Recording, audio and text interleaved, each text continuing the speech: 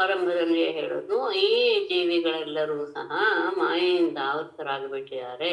ಆ ಮಾಯೆಯನ್ನ ನೀನು ನಾಶಗೊಳಿಸಿಬಿಡು. ನಿನ್ನ ಅನುಗ್ರಹವಿಲ್ಲದೆ ಯಾರಿಗೂ ಸಹ ಮಾಯೆಯಿಂದ ಹೊರಬರೋದಕ್ಕೆ ಸಾಧ್ಯವೇ ಇಲ್ಲ. ನೀನೊಬ್ಬನೇ ಎಲ್ಲ ರೀತಿಯ ಸಾಮರ್ಥ್ಯವನ್ನು ಹೊಂದಿರುವವನು ಅಂತ ವೇದವಾದ ನಾವು ಅದನ್ನ ಉದ್ಘೋಷ ಮಾಡ್ತಾ ಇದ್ದೇವೆ.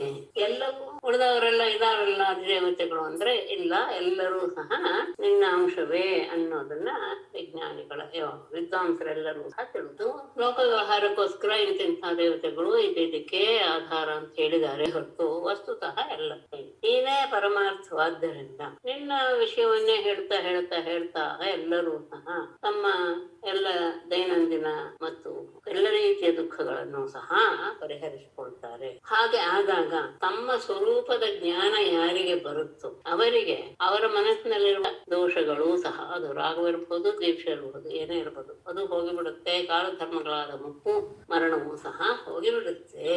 ಅಖಂಡ ಆನಂದ ಸ್ವರೂಪರಾದಂತಹ ನಿನ್ನ ಸ್ವರೂಪವನ್ನ ಅವರು ಸೇವಿಸ್ತಾರೆ. ಅಂಥವರೆಲ್ಲ ಕಷ್ಟಗಳಿಂದ ಪಾರಾಗ್ತಾರೆ ಅಂತ ಹೇಳೋ ಅವಶ್ಯಕತೆ ಇಲ್ಲ. ಲೋಕದಲ್ಲಿ ನಿನ್ನನ್ನ ಆರಾಧಿಸುವವರೇ ನಿಜವಾಗಿ ಅಂದ್ರೆ ತ್ರಿಗುಣಕ್ಕೆಲ್ಲ ನಿನ್ನನ್ನು ಅನುಸರಿಸುವಂತಹ ವ್ಯಕ್ತಿಗಳೇ ನಿಜವಾಗಿಯೂ ಉಸಿರಾಡ್ತಾ ಇರುವವರು ಅಂತ.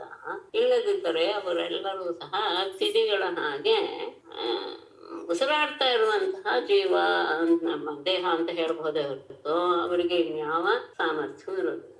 ಹಾಗೆ ಅವರು ಉಸಿರಾಡೋದಕ್ಕೂ ಏನು ಕಾರಣ? ನೀನು ಅವರಲ್ಲಿ ಅನುಪ್ರವೇಶ ಮಾಡುವುದೇ ಕಾರಣ. ಮತ್ತೆ ಆರಂಭದಿಂದ ಹೊರಬಂದಂತಹ ಯಾವುದು ಕಾರ್ಯಗಳಾಗಿಯೂ ಮಹತ್ವ, ಅಹಂಕಾರ ಇತ್ಯಾದಿ ಆ ಜಡವಸ್ತುಗಳು ಸಹ ನಿನ್ನ ಅನುಗ್ರಹದಿಂದಲೇ ಎಲ್ಲ ರೀತಿಯ ವಸ್ತುಗಳ ಪಿಂಡಾಂಡಗಳನ್ನೆಲ್ಲ ಸೃಷ್ಟಿಸುತ್ತೆ. ಅದು ನೀನು ಚೈತನ್ಯ ರೂಪದಿಂದ ಅದರಲ್ಲಿ ಇದ್ದಾಗಲೇ ಅದು ಸಾಧ್ಯ. ಹೇಗೆ ಅಂದ್ರೆ ಅನ್ನಮಯಾದಿ ಪಂಚಕೋಶಗಳಲ್ಲಿ ಇದ್ದು ಪ್ರತಿಯೊಂದಕ್ಕೂ ಸಹ ನೀನು ಚೈತನ್ಯವನ್ನು ನೀಡ್ತಾ ಬರ್ತೀಯ. ಹಾಗೆ ಪುರುಷರ ಆಕೃತಿಯಲ್ಲಿ ಇರತಕ್ಕವನು ನೀನೆ. ಅವುಗಳಲ್ಲಿ ನೀನು ಸೇರಿಕೊಂಡು ಬಿಟ್ಟಿರುವುದರಿಂದ ಅವುಗಳ ಆಕೃತಿ ನಿನಗೂ ಸಹ ಕಂಡು ಬರುತ್ತೆ. ಆದರೆ ಹಾಗಾದ್ರೆ ಅದಲ್ಗೂ ನನ್ಗೆ ಸೇರ್ಬಿಡುತ್ತೆ, ನಾನು ಅದ್ರಲ್ಲಿ ಆಗ್ಬಿಡ್ತಾನೆ ಅಂದ್ರೆ ಇಲ್ಲ. ಅನ್ನಮಯಾದಿ ಕೋಶಗಳಲ್ಲಿ ಕೊನೆಯಲ್ಲಿ ಆನಂದಮಯಾದಿ ಕೋಶಗಳನ್ನು ಹೇಳುವ ಆನಂದಮಯ ಕೋಶ ಬ್ರಹ್ಮಗುಚ್ಛಂ ಪ್ರತಿಷ್ಠಾನ ಎನ್ನುವಂತಹ ವಾಕ್ಯದಿಂದ ಪ್ರತಿಪಾದ್ಯನಾದವನು. ಹಾಗಾಗಿ ಆ ದೇಹದಲ್ಲಿ ಇದ್ದೇ ಎಂದಾಕ್ಷಣ ಆ ದೇಹದ ಎಲ್ಲ ದೋಷಗಳು ನಿನಗೆ ತಗಲುತ್ತವೆ ಅಂತ ಇಲ್ಲ. ಯಾಕೆ ಅಂದ್ರೆ ನೀನು ಆ ಕಾರ್ಯಕಾರಣಗಳಿಗೆ ವ್ಯತಿರಿಕ್ತನಾದವನು. ಅಷ್ಟೇ ಅಲ್ಲ, ಎಲ್ಲದರಲ್ಲಿಯೂ ಸಹ ಯಾವ ವಿಚಾರವಿಲ್ಲದೆ ಅಬಾಧ್ಯನಾಗಿ ಉಳಿಯುವಂತ ಸತ್ಯ ಸ್ವರೂಪ ನಿನ್ನ ಋಷಿ ಸಂಪ್ರದಾಯ ಮಾರ್ಗಗಳನ್ನ ಅನುಸರಿಸುವಂತಹ ಸ್ಥೂಲ ದೃಷ್ಟಿಗಳು ಅಥವಾ ಸೂಕ್ಷ್ಮ ಎರಡು ಹೇಳಿದ್ದೀನಿ. ಸೂಕ್ಷ್ಮ ಅಂತ ಇಟ್ಕೊಂಡ್ರೆ ಅದಕ್ಕಿಂತ ಸೂಕ್ಷ್ಮ ಹೃದಯದ್ದು ಅಂತ ಇಟ್ಕೊಳ್ಬೇಕು. ಇಲ್ಲ ಉದರದ ಸ್ಥೂಲ ದೃಷ್ಟಿ ಅಂತ ಇಟ್ಕೊಂಡ್ರೆ ಹೃದಯದ್ದು ಅದಕ್ಕಿಂತ ಸೂಕ್ಷ್ಮ ಅಂತ ತಗೊಳ್ಳಿ. ಆ ನಾಭಿಯಲ್ಲಿ ಮಣಿಪೂರಕ ಚಕ್ರದಲ್ಲಿ ನಿನ್ನನ್ನು ಉಪಾಸನೆ ಮಾಡ್ತೇವೆ. ಆಮೇಲೆ ಅಂದ್ರೆ ಅವರೇ ಸ್ಥೂಲ ದೃಷ್ಟಿಯವರೇ ಸೂಕ್ಷ್ಮ ದೃಷ್ಟಿಯವರಾಗ್ತಾರೆ ಅಂತಾನು ತಗೊಳ್ಬಹುದು. ಯಾಕೆಂದ್ರೆ ಮಾಡ್ತಾ ಮಾಡ್ತಾ ಮಾಡ್ತಾ ಸೂಕ್ಷ್ಮ ದೃಷ್ಟಿಯವರು ಆಗ್ತಾರೆ. ಆದಾಗ ಅವರು ಸಕಲ ನಾಡಿಗಳು ಸಂಚರಿಸುವಂತಹ ಹೃದಯದ ದರ ಎನ್ನುವಂತಹ ಚಿರಾಕಾಶದಲ್ಲಿ ನಿನ್ನನ್ನ ಅಂದ್ರೆ ಅನಾಹತ ಚಕ್ರದಲ್ಲಿ ನಿನ್ನನ್ನ ಆರಾಧಿಸ್ತಾರೆ. ಅದು ಆದ್ಮೇಲೆ ಅಂದ್ರೆ ಒಂದು ಮೆಟ್ಲು ಅಂದ್ರೆ ಅದಕ್ಕೆ ಸಾಧನೆ ಬಂದ ಮೇಲೆ ಅದಕ್ಕೆ ಆ ಮಟ್ಟವನ್ನು ಏರಿದಂತಹ ಆ ಉದರ ಮತ್ತು ದಹರಗಳಿಗಿಂತ ನಿನ್ನ ಉಪಲಬ್ಧಿಯಲ್ಲಿ ಬ್ರಹ್ಮರಂಧ್ರದಲ್ಲಿ ಆ ಶಿರಸ್ಸಿನ ಸುಷುಮ್ನೆ ಎನ್ನುವಂತಹ ತುದಿ ಅದು ಹೋಗಿ ಇಲ್ಲಿ ಮೂಲಾಧಾರದಲ್ಲಿ ಆರಂಭವಾದ ನಾಡಿ ಆ ಬ್ರಹ್ಮರಂಧ್ರದಲ್ಲಿ ಕೊನೆಗೊಳ್ಳುತ್ತೆ. ಆ ಸುಷುಮ್ನೆಯನ್ನ ಏರಿ ಅದು ನಿಂತ್ಕೊಳ್ಳುತ್ತೆ. ಅಲ್ಲಿ ಧ್ಯಾನ ಮಾಡುವಂಥವ್ರು ಮೃತ್ಯುವಿನ ಬಾಯಿಗೆ ಬೀಳೋದಿಲ್ಲ. ಮತ್ತೆ ಉಪಾದಾನ ಕಾರಣ ನೀನೆ ಅಂದ್ರೆ ಯಾವುದಕ್ಕೂ ಸಹ ಬೇರೆ ಯಾವುದು ಇಲ್ವೇ ಇಲ್ಲ. ಯಾಕೆಂದ್ರೆ ಇರೋದು ಒಂದೇ ವಸ್ತುವಾದ್ದರಿಂದ ಅದೇ ಕಾರಣ ಅದೇ ಕಾರ್ಯ ಎಲ್ಲೂ ಅದೇ ಆಗ್ಬೇಕೆ ಹೊತ್ತು ಸಾಧನವೂ ಅದೇ ಆಗ್ಬೇಕು, ಎಲ್ಲವೂ ಅದೇ ಆಗ್ಬೇಕು. ಹಾಗಾಗಿ ಉಪಾದಾನ ಕಾರಣವಾಗಿ ನೀನು ಸೃಷ್ಟಿಸಿರುವಂತಹ ಉಚ್ಚ ನೀಚ ಅನೇಕ ರೀತಿಯ ವಿಚಿತ್ರ ಶರೀರಗಳಲ್ಲಿ ನೀನು ಮೊದಲೇ ಅದರ ಜೊತೆಗೆ ನೀನು ಇದ್ದೇ ಇದೆ. ಯಾಕೆಂದ್ರೆ ಮಹತ್ತು ಅಹಂಕಾರ ಅಂತ ಬಂತು ಅಂತ ಹೇಳಿದ ತಕ್ಷಣ ಅದರಲ್ಲಿ ನೀನು ಚೈತನ್ಯ ಶಕ್ತಿಯಾಗಿ ಅನುಪ್ರವೇಶ ಮಾಡೇ ಬಿಟ್ಟಿದ್ಯಾ. ಹಾಗಾಗಿ ಈಗ ಮತ್ತೆ ಅದನ್ನು ಹೇಳೋ ಅವಶ್ಯಕತೆ ಇಲ್ಲ. ಪ್ರವೇಶ ಮಾಡಿದ ಹಾಗೆ ನೀನು ಅದರಲ್ಲೆಲ್ಲ ನಮಗೆ ಉಪಲಬ್ಧಿ ಆಗ್ತದೆ. ಆದರೆ ನೀನೇ ನಿರ್ಮಿಸಿದಂತಗಳನ್ನ ಅನುಸರಿಸಿ ಅದರಲ್ಲಿ ತರತಮ ಭಾವದಿಂದ ಬೆಳಗ್ತೀಯ. ದೊಡ್ಡ ಶರೀರದಲ್ಲಿ ದೊಡ್ಡದಾಗಿ ಕಾಣುತ್ತೆ, ದೊಡ್ಡದು ರೀತಿಯಲ್ಲಿ ಇರ್ತೀಯ, ಸಣ್ಣದ್ರಲ್ಲಿ ಸಣ್ಣದು. ಅದಕ್ಕೆ ಇರುವೆ ಆನೆಯಾದ ದೇಹವನ್ನು ತಗೊಂಡಾಗ ಗೊತ್ತಾಗುತ್ತೆ. ಎಲ್ಲದರಲ್ಲಿಯೂ ಆತ್ಮ ಇದೆ ಅಂತ ಹೇಳಿದಾಗ ಇರುವೆಯಲ್ಲಿಯೂ ಇರಲೇಬೇಕು, ಆನೆಯಲ್ಲಿಯೂ ಇರಲೇಬೇಕು. ಆ ಭಾವವನ್ನು ನೀನು ವಸ್ತುಗಳ ಆಕಾರದಿಂದ ಆ ರೀತಿಯ ಭಾವವನ್ನು ನೀನು ತೋರಿಸ್ತಾ ಎಲ್ರಿಗೂ ಕಾಣಿಸ್ಕೊಳ್ತಾ ಇದೆಯಾ. ಹೇಗೆ ಬೆಂಕಿಯ ಶಕ್ತಿ ಒಂದೇ ಆದರೂ ಸಹ ಅದು ಯಾವುದರಲ್ಲಿ ಇದೆ ಎನ್ನುವ ವಸ್ತುವಿನ ಆಕಾರವನ್ನು ಅದು ಹೊಂದಿ ದೊಡ್ಡದಾಗಿಯೋ ಚಿಕ್ಕದಾಗಿಯೋ ನಮ್ಗೆ ಭಾಸವಾಗುತ್ತೋ ಹಾಗೆ ನೀವು ಸಹ. ಆದರೆ ಮಿಥ್ಯೆಯಾದಂತಹ ಈ ದೇಹಗಳಲ್ಲಿ, ಈ ದೇಹ ಎಲ್ಲರೂ ಮಿಥ್ಯೆ ಅಂದ್ರೆ ನಾಶವಾಗುವ ದೇಹಗಳಲ್ಲಿ ಸತ್ಯವು ಸಮವು ಮತ್ತು ಸತ್ತಾ ಮಾತ್ರವಾದ ಏಕರಸ ಯಾವ ಬದಲಾವಣೆ ಇಲ್ಲದೆ ಇರುವ ನಿನ್ನ ಸ್ವರೂಪವನ್ನ ಶುದ್ಧ ಚಿತ್ತರಾದಂತಹ ಲೋಕ ವ್ಯವಹಾರದ ಫಲವನ್ನೆಲ್ಲ ತ್ಯಾಗ ಮಾಡಿದಂತಹ ಜ್ಞಾನಿಗಳ ಹತ್ರ ತಿಳಿಯೋದಕ್ಕೆ ಸಾಧ್ಯ. ಹಾಗೆ ತಮ್ಮ ಕರ್ಮಕ್ಕೆ ಅನುಸಾರವಾಗಿ ಪ್ರಾಪ್ತವಾದಂತಹ ಈ ಮನುಷ್ಯಾದಿ ದೇಹಗಳಲ್ಲಿರುವಂತಹ ಜೀವಾತ್ಮನನ್ನ ಸಕಲ ಶಕ್ತಿಯನ್ನ ಹೊಂದಿರುವಂತಹ ನಿನ್ನ ಕಲ್ಪಿತವಾದ ಅಂಶ ಅಂತಾನೆ ಜ್ಞಾನಿಗಳು ಹೇಳ್ತಾರೆ. ಅದು ಬಿಟ್ಟು ಇನ್ನೊಂದಿಲ್ಲ. ಅದನ್ನ ಎಲ್ಲದರಲ್ಲಿ ಚೈತನ್ಯ ಕಾಣಿಸ್ತಾ ಇದೆ ಅಂದ್ರೆ ಅದು ನಿನ್ನ ಅಸ್ತಿತ್ವವೇ ಅಲ್ಲಿ, ನಿನ್ನ ಸತ್ತಾವೇ ತೋರ್ತಾ ಇದೆ. ಹೀಗೆ ಜೀವನದ ಸ್ಥಿತಿಯನ್ನ ನಿವೇಶನೆ ಮಾಡಿದಂತಹ ವಿದ್ವಾಂಸರು ಇನ್ನು ಯಾವುದು ಇಲ್ಲ ಅಂತ ಗೊತ್ತಾದಾಗ ಎಲ್ಲ ವೇದದಿಂದ ಹೇಳಲ್ಪಟ್ಟಂತಹ ಕರ್ಮಗಳು ಎಲ್ಲಿ ಹೋಗಿ ಕೊನೆಗೊಳ್ಳುತ್ತೆ ಅಂದ್ರೆ ನಿನ್ನಗೆ. ಅದಕ್ಕೆ ಆ ಶಬ್ದ ಬಳಸ್ತಾರೆ, ನಿಗಮ ಆವಹಂ. ಆ ಸಮರ್ಪಣ ಎನ್ನುವಂತಹ ಕ್ಷೇತ್ರ ಅಷ್ಟೇ ಅಲ್ಲ, ಅಭವಂ ಪುನರ್ಜನ್ಮವನ್ನ ಹೋಗಲಾಡಿಸುವಂತಹದ್ದು ಆದಂತಹ ನಿನ್ನ ಪಾದವನ್ನೇ ಅವರು ಸೇರ್ತಾರೆ. ಯಾಕೆ ಅಂದ್ರೆ ಭೂಲೋಕದಲ್ಲಿ ನಿನ್ನ ಪಾದ ಸೇವೆಯೇ ಅತ್ಯಂತ ಉತ್ತಮ ಮಾರ್ಗ ಎನ್ನುವುದನ್ನ ನಂಬಿದ್ದಾನೆ. ಇಲ್ಲೆಲ್ಲ ಗಮನಿಸಿ, ಭಕ್ತಿಗೆ ಪ್ರಾಧಾನ್ಯ ಎನ್ನುವುದನ್ನೇ ಹೇಳ್ಕೊಂಡು ಬಂದಿದೆ ಶ್ರುತಿ ಅನ್ನೋದನ್ನ ನಾವು ತಿಳ್ಕೊಳ್ಳೋದು. ಅಂದ್ರೆ ಉಳಿದಕ್ಕೆ ಸ್ವರೂಪ ಎಲ್ಲ ತಿಳ್ಕೊಳ್ಳೋದು ತುಂಬಾ ಕಷ್ಟವಾದ್ದರಿಂದ ನಿನ್ನ ಪಾದ ಕಮಲದಲ್ಲಿ ಮನಸ್ಸನ್ನ ನೆಲೆಗೊಳಿಸ್ಬಿಟ್ರೆ ಸಾಕು, ಎಲ್ಲ ರೀತಿಯ ತೊಂದರೆಯಿಂದ ದೂರವಾಗ್ತಾನೆ, ಆನಂದವನ್ನು ಪಡಿತಾನೆ ಪರಮ ವ್ಯಕ್ತಿ ಅನ್ನೋದನ್ನ ಹೇಳ. ದುರವಗಮಾತ್ಮ ತತ್ವ ನಿಗಮಾಯ ತವಾತ್ಮತನೋ ಚರಿತ ಮಹಾಮೃತಾಬ್ಧಿ ಪರಿವರ್ತ ಪರಿಶ್ರಮಣಾ ನ ಪರಿಲಷಂತಿ ಕೇಚಿದ್ ಅಪವರ್ಗಮಪೀಶ್ವರತೆ ಚರಣ ಸರೋಜ ಹಂಸ ಕುಲ ಸಂಗ ವಿಸೃಷ್ಟ ಗೃಹಾಃ. ಈಶ್ವರ ದುರವಗಮ ಆತ್ಮತತ್ವ ನಿಗಮಾಯ ತಮ ಆತ್ತತನೋ ಚರಿತ ಮಹಾಮೃತಾಬ್ಧಿ ಪರಿವರ್ತ ಪರಿಶ್ರಮಣಾಃ ಕೇಚಿತ್ ಅಪವರ್ಗಮಪಿ ನ ಪರಿಲಷಂತಿ ತೇ ಚರಣ ಸರೋಜ ಹಂಸ ಕುಲ ಸಂಗ ವಿಸೃಷ್ಟ ಗೃಹ. ಈಶ್ವರ ಪರಮೇಶ್ವರನೇ ದೂರವಾಗಮ ತತ್ವ ನಿಗಮ. ದೂರವಾಗಮ ಅಂದ್ರೆ ತಿಳಿಯಲು ಅಸಾಧ್ಯವಾದದ್ದು ಯಾವುದು? ಆತ್ಮತತ್ವದ ಸ್ವರೂಪ ಸಾರವನ್ನ ತಿಳಿಯೋದು ಅತ್ಯಂತ ಕಠಿಣ. ಹಾಗಾಗಿ ಆ ಸಂದರ್ಭದಲ್ಲಿ ನೀನೇನ್ ಮಾಡ್ತೀಯ ಅಂದ್ರೆ ನೀನು ಶರೀರವನ್ನು ಧರಿಸಿ ಬರ್ತೀಯ ಅಂದ್ರೆ ಮಾಡ ತವ ಆತ್ತತನು ಶರೀರ ಧರಿಸಿದಂತಹ ನಿನ್ನ ಚರಿತ ಮಹಾಮೃತಾಬ್ಧಿ ಪರಿವರ್ತ ಪರಿಶ್ರಮಣ. ನಿನ್ನ ಅಂದ್ರೆ ನೀನು ಅವತಾರ ಮಾಡಿದಾಗ ಏನೇನು ಮಹಿಮೆಗಳನ್ನ ತೋರಿಸಿ ಯಾವ ರೀತಿಯಾಗಿ ನಿನ್ನ ಎಲ್ಲರನ್ನು ಅನುಗ್ರಹ ಮಾಡ್ತೀಯೋ ಆ ರೀತಿಯ ಚರಿತ್ರೆ ಎನ್ನುವುದೇ ಒಂದು ದೊಡ್ಡ ಅಮೃತದ ಸರೋವರ. ಅಂತಹ ಅಮೃತದ ಸರೋವರದಲ್ಲಿ ಪರಿವರ್ತ ಮುಳುಗಿ ಅದರಿಂದ ಪರಿಶ್ರಮಣ. ಇಲ್ಲಿ ಪರಿಶ್ರಮ ಎನ್ನುವುದಕ್ಕೆ ಪರಿ ಅಂದರೆ ಬಿಟ್ಟಿತ್ತು ಎನ್ನುವ ಅರ್ಥ. ತಮ್ಮ ಶ್ರಮವನ್ನೆಲ್ಲ ಹೋಗಲಾಡಿಸಿಕೊಂಡು ಅಂತ ಅರ್ಥ ಹೊರತು ಪರಿಶ್ರಮ ಪಟ್ಟರು ಅನ್ನುವಂತಹ ಅರ್ಥ ನಾವು ಏನ್ ಹೇಳ್ತೀವೋ ಸಹಜವಾಗಿ ಲೋಕದಲ್ಲಿ ಅದಲ್ಲ. ಇಲ್ಲಿ ಪರಿ ಎನ್ನುವಂತಹ ಉಪಸರ್ಗ ವರ್ಜನಾರ್ಥದಲ್ಲಿದೆ. ಹಾಗಾಗಿ ಎಲ್ಲ ರೀತಿಯ ಶ್ರಮವನ್ನು ಸಹ ಹೋಗಲಾಡಿಸಿಕೊಂಡವರಾಗಿ ಕೇಚಿತ್ ಕೆಲವರು ಅಪವರ್ಗಮಪಿ ಮೋಕ್ಷವನ್ನು ಸಹ ಬಯಸೋದಿಲ್ಲ. ಅವರು ಹೇಗಿರ್ತಾರೆ? ಚರಣ ಸರೋಜ ಹಂಸಕುಲ ಸಂಗ ವಿಸೃಷ್ಟ ಗೃಹ. ನಿನ್ನ ಚರಣ ಸರೋಜ, ಅವರು ಚರಣ ಸರೋಜ ನಿನ್ನ ಪಾದ ಕಮಲದಲ್ಲಿ ಹಂಸಕುಲ ಹಂಸಗಳ ಹಾಗೆ ಇರುವಂತ ಮಾಡುವಂತಹ ಭಕ್ತರ ಸಂಘ ಸಹವಾಸವನ್ನು ಮಾಡ್ತಾ ವಿಸೃಷ್ಟ ಗೃಹ ಲೋಕದಲ್ಲಿರುವ ಗೃಹ ಸುಖವನ್ನೆಲ್ಲವನ್ನೂ ಸಹ ತ್ಯಜಿಸಿ ಬಿಡ್ತಾನೆ. ಪರಮಾತ್ಮ ತತ್ವದ ಜ್ಞಾನ ಬರೋದು ಅಷ್ಟು ಸುಲಭವಲ್ಲ, ಬಹಳ ಕಠಿಣವಾದದ್ದು. ಹಾಗೆ ಅದು ಗೊತ್ತಿರುವುದರಿಂದಲೇ ನೀನೇನ್ ಮಾಡ್ತೀಯ, ಭಕ್ತರನ್ನೆಲ್ಲ ಅನುಗ್ರಹ ಮಾಡಬೇಕು ಅನ್ನೋ ಉದ್ದೇಶದಿಂದಲೇ ಅನೇಕ ರೀತಿಯ ಅವತಾರಗಳನ್ನ ನೀನು ಧರಿಸಿ ಅನೇಕ ರೀತಿಯ ಲೀಲೆಗಳನ್ನು ಸಹ ನೀನು ಆ ಸಂದರ್ಭದಲ್ಲಿ ಮಾಡ್ತೀಯ. ಆಗ ಆ ಲೀಲೆಗಳೆನ್ನುವಂಥದ್ದು ಒಂದು ರೀತಿಯ ಅಮೃತದ ಸರೋವರದ ಹಾಗೆ ಇರುವಾಗ ಅದರಲ್ಲಿಯೇ ಅಂದ್ರೆ ಕೇಳ್ತಾ ಕೇಳ್ತಾ ಕೇಳ್ತಾ ಆನಂದ ಭಕ್ಷನಾಗಿ ಅದರಲ್ಲಿಯೇ ಮುಳುಗಿ ಹೋದಂತಹ ವ್ಯಕ್ತಿ ತನ್ನ ಎಲ್ಲ ಬಾಧೆಗಳನ್ನು ಸಹ ಪರಿಹರಿಸಿಕೊಂಡು ಬಿಡ್ತಾನೆ. ಅಂತಹ ಸಂದರ್ಭದಲ್ಲಿ ಅವರು ಮೋಕ್ಷವನ್ನು ಸಹ ಬಯಸುವುದಿಲ್ಲ. ಯಾಕೆ ಹಾಗೆ ಅಂದ್ರೆ ನಿನ್ನ ಕಥಾಮೃತವನ್ನ ಆ ಅಮೃತ ಸಾಗರದಲ್ಲಿ ಮುಳುಗಿದಾಗ ಅಮೃತ ಸಾಗರದಲ್ಲಿ ಎಲ್ಲಿ ಹೋಗ್ತಾರೆ ಅವರು?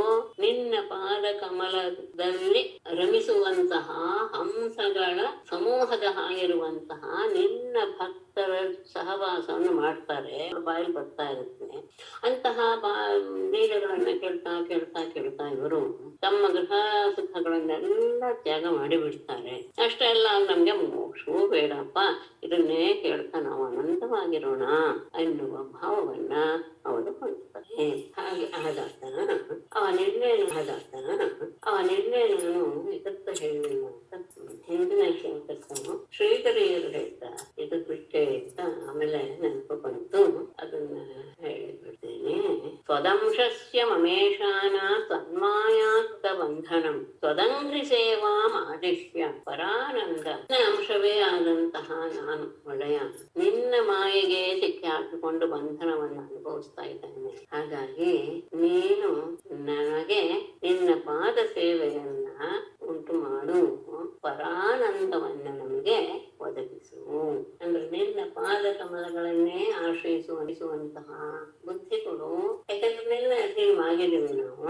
ಹಾಗಾಗಿ ನಮಗೆ ಆ ರೀತಿ ಆನಂದ ಹಿಂದಿನ ಈ ಶ್ಲೋಕದ ಹೇಳ್ತೇನೆ. ತ್ವತ್ಕಥಾಮೃತ ಪಾಥೋದೋ ವಿಹರಂತೋ ಮಹಾಮುದಃ ಕುರ್ವಂತಿ ಕೃತಿನಃ ಕೇಚಿತ್ ಚತುರ್ವರ್ಗಂ ತೃಣೋಪಮಂ.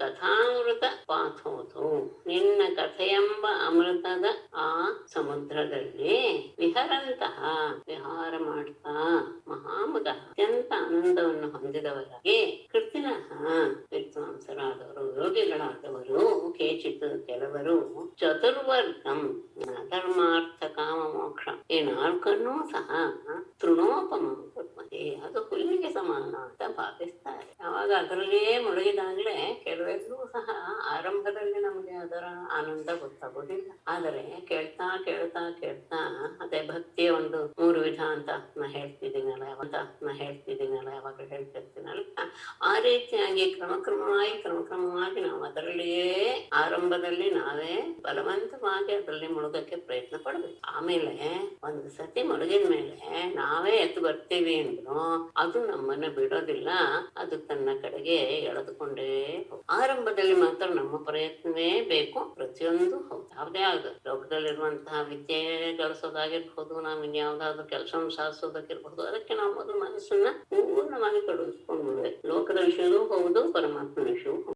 ಆರಂಭದಲ್ಲಿ ಅದು ನಮ್ಗೆ ಸ್ವಲ್ಪ ಕಷ್ಟ ಅಂತಾನೆ ಅನಿಸುತ್ತೆ. ಆದರೆ ಅದರಲ್ಲಿಯೇ ನಾವು ತೊಡಗಿಸ್ಕೊಳ್ತಾ ಬರ್ತಾ ಇದ್ದ ಹಾಗೆ ಇದೆಲ್ಲ ನಾರಿಕೇಲ ಪಾಕ ಅಂತ ಅನ್ಸ್ಕೊಳ್ಳುವಂತ ದ್ರಾಕ್ಷಾ ಪಾಕ ಅಲ್ಲಿ ಹಾಕೊಂಡ ತಕ್ಷಣ ಆನಂದ ಕೊಡೋದಿಲ್ಲ. ಹಾಕಿಕೊಂಡು ಅದನ್ನ ನಾವು ತೆಂಗಿನಕಾಯನ್ನ ಅಗದಾಗ ಅದರ ರಸ ನಮಗೆ ಹೇಗೆ ಅನುಭವಕ್ಕೆ ಬಂದು ಅದನ್ನ ಆನಂದವನ್ನು ನಾವು ರುಚಿಯನ್ನು ಅನುಭವಿಸ್ತೇವೋ ಹಾಗೆ ಇದೆಲ್ಲ ಆರಂಭದಲ್ಲಿ ಸ್ವಲ್ಪ ಹಲ್ಲಿಗೆ ನಾವು ಕೆಲಸ ಕೊಡಲೇಬೇಕು. ಕೊಟ್ಟ ಮೇಲೆ ಅದು ನಮ್ಮನ್ನ ಆವರಿಸ್ಕೊಂಡ್ಬಿಡುತ್ತೆ. ಆಮೇಲೆ ಅದು ಬೇಡ ಅಂದ್ರೂ ಸಹ ಅದನ್ನ ನಾವು ರುಚಿ ನೋಡಕ್ಕೆ ಪ್ರಯತ್ನ ಪಡ್ತೀವಿ. ಹಾಗಾಗಿ ಅದರಿಂದ ಆತ್ಮಸ್ವರೂಪ ತಿಳ್ಕೊಳ್ಳೋದು ಕಷ್ಟ, ಭಕ್ತಿಯಿಂದಲೇ ಇಸ್ಕೊಂಡು ಬಿಡ್ಬೋದು. ಅದಕ್ಕೆ ಅಲ್ಲೊಂದು ಕೊಡ್ತಾರೆ ಶ್ರುತಿಯ ವಾಕ್ಯ. ಯಂ ಸರ್ವೇ ದೇವಾ ನಮಂತಿ ಮುಮುಕ್ಷವಃ ಬ್ರಹ್ಮವಾದಿನಶ್ಚ ವ್ಯಾಖ್ಯಾತಂಚ ಸರ್ವಜ್ಞೈ ಅಶ್ಚಕೃತಿ. ಅಷ್ಟೇ ಅಲ್ಲ, ಒಂದು ಆಯ್ತಲ್ಲ. ಆಮೇಲೆ ಅವ್ರು ಹೇಳ್ತಾರಂತೆ, ಇವ್ರು ಹೇಳ್ತಾ ಇದ್ದಾರೆ, ಸರ್ವಜ್ಞರಾದಂತಹ ಭಾಷ್ಯವನ್ನು ರಚನೆ ಮಾಡಿದಂಥವರೂ ಸಹ ಏನ್ ಹೇಳ್ತಾರೆ, ಮುಕ್ತಾ ಅಪಿ ಲೀಲೆಯ ವಿಗ್ರಹಂ ಕೃತ್ವಾ ಭಜಂತಿ. ಮುಕ್ತರಾದವರೂ ಸಹ, ಅಂದ್ರೆ ಜೀವನ್ಮುಕ್ತರಾದವರೂ ಸಹ ಅನಂತದಿಂದ ಪರಮಾತ್ಮನ ವಿಗ್ರಹವನ್ನ ಮಾಡಿ, ಅಂದ್ರೆ ಆತ್ಮ ಹೇಗಿದ್ದಾನೆ ಅಂತ ಏನು ವೇದದಲ್ಲಿ ಹೇಳುತ್ತೋ, ಚತುರ್ಭುಜ, ಪೀತಾಂಬರ ಇತ್ಯಾದಿ ಮೂರ್ತಿಯನ್ನ ವಿಗ್ರಹ ರೂಪದಲ್ಲಿ ಮಾಡಿಕೊಂಡು ಹೊರಗಡೆಯೂ ಸಹ ಆ ಸಾಕಾರವಾದಂತಹ ಬ್ರಹ್ಮನನ್ನ ಆರಾಧಿಸಿ ಆನಂದ ಪಡ್ತಾರೆ ಯಾರು, ಮುಕ್ತರಾದವರು ಸಹ ಅಂತ ಹೇಳ್ತಾರೆ. ಯಾರೇ ಮಾತು ಸರ್ವಜ್ಞರಾದವರು, ಭಾಷ್ಯವನ್ನ ಬರೆದವರು ಅಂದ್ರೆ ಶಂಕರ ಭಗವತ್ಪಾದರಾದವರು ಸಹ. ಹಾಗಾಗಿ ಈ ಆತನ ಪಡೆಯೋದು ಹೇಗೆ ಅಂದ್ರೆ, ಈ ಪಂಚಭೂತದಿಂದ ಕೂಡಿದ ಶರೀರದಿಂದ ಮಾತ್ರ ಸಾಧ್ಯ ಪರಮಾತ್ಮನನ್ನ ಪಡೆಯೋಕೆ. ಹಾಗೆ ನಾವು ಅವನನ್ನ ಪಡೆಯೋದಕ್ಕೆ ಹೊರಟಾಗ ಅದು ನಾನೀಗ ಇನ್ನು ಹೇಳಿ ಮುಗಿಸಿದ್ನಲ್ಲ, ಆ ವಿಷಯ ತಗೋತಾರೆ. ಅವನು ತಾನೇ ಅವರ ಕಡೆಗೆ ಬರ್ತಾನಂತೆ. ಏನೋ ಒಂದು ಹಾಡಿದೆ, ಕುಳಿತು ಹಾಡಿದರೆ ನಿಂತು ಕೇಳುವ, ನಿಂತು ಹಾಡಿದರೆ ಕುಣಿಯುತ್ತ ಕೇಳುವ ಅಂತ ಪರಮಾತ್ಮನ ಬಗ್ಗೆ ಹೇಳುವ ಮಾತು. ತದನುಪಥಂ ಕುಲಾಯಮಿದಮಾತ್ಮಸಹೃತ್ ಪ್ರಿಯವಚ್ಚರತಿ ತಥೋನ್ಮುಖೇ ತ್ವೈಹಿತೆ ಪ್ರಿಯ ಆತ್ಮನಿ ಚ ನವತ ರಮಂತ್ಯಹೋ ಅಸದುಪಾಸನಯಾತ್ಮಹನಃ ಯದನುಷಯಾಃ ಭ್ರಮಂತಿ ಗುರುಭಯೇ ಕುಶಲೇರ ಭೃತಃ. ತ್ವದನುಪಥಂ ಇದಂ ಕುಲಾಯಂ ಸಹೃತ್ ಪ್ರಿಯವತ್ ಚರತಿ ತಥಾ ತ್ವಯಿ ಉನ್ಮುಖೇ ತ್ವಯಿ ಹಿತೆ ಪ್ರಿಯೇ ಆತ್ಮನೆ ಚ ಉನ್ಮುಖೇ ಬತ ಅಹೋ ನ ರಮಂತಿ ಅಸದುಪಾಸನಯ ಆತ್ಮಹನಃ ಯದನುಷಯ ಉರುಭಯೇ ಕುಶಲೇರ ಭೃತಃ ಉರುಭಯೇ ಭ್ರಮತಿ. ಸ್ವದನುಪಥಂ, ನಿನ್ನನ್ನ ಅನುಸರಿಸುವ ಅಂದ್ರೆ ನಿನ್ನನ್ನೇ ಆಶ್ರಯಿಸುವಂತಹ, ನಿನ್ನ ಸೇವೆಯನ್ನೇ ಮಾಡುವುದಕ್ಕೆ ಆರಂಭವಾಗುವಂಥದ್ದು, ಅಂದ್ರೆ ನಿನ್ನ ಸೇವೆಗೆ ಮಾಡುವುದಕ್ಕೆ ಯೋಗ್ಯವಾದಂಥದ್ದು ಇದಂ ಕುಲಾಯಂ.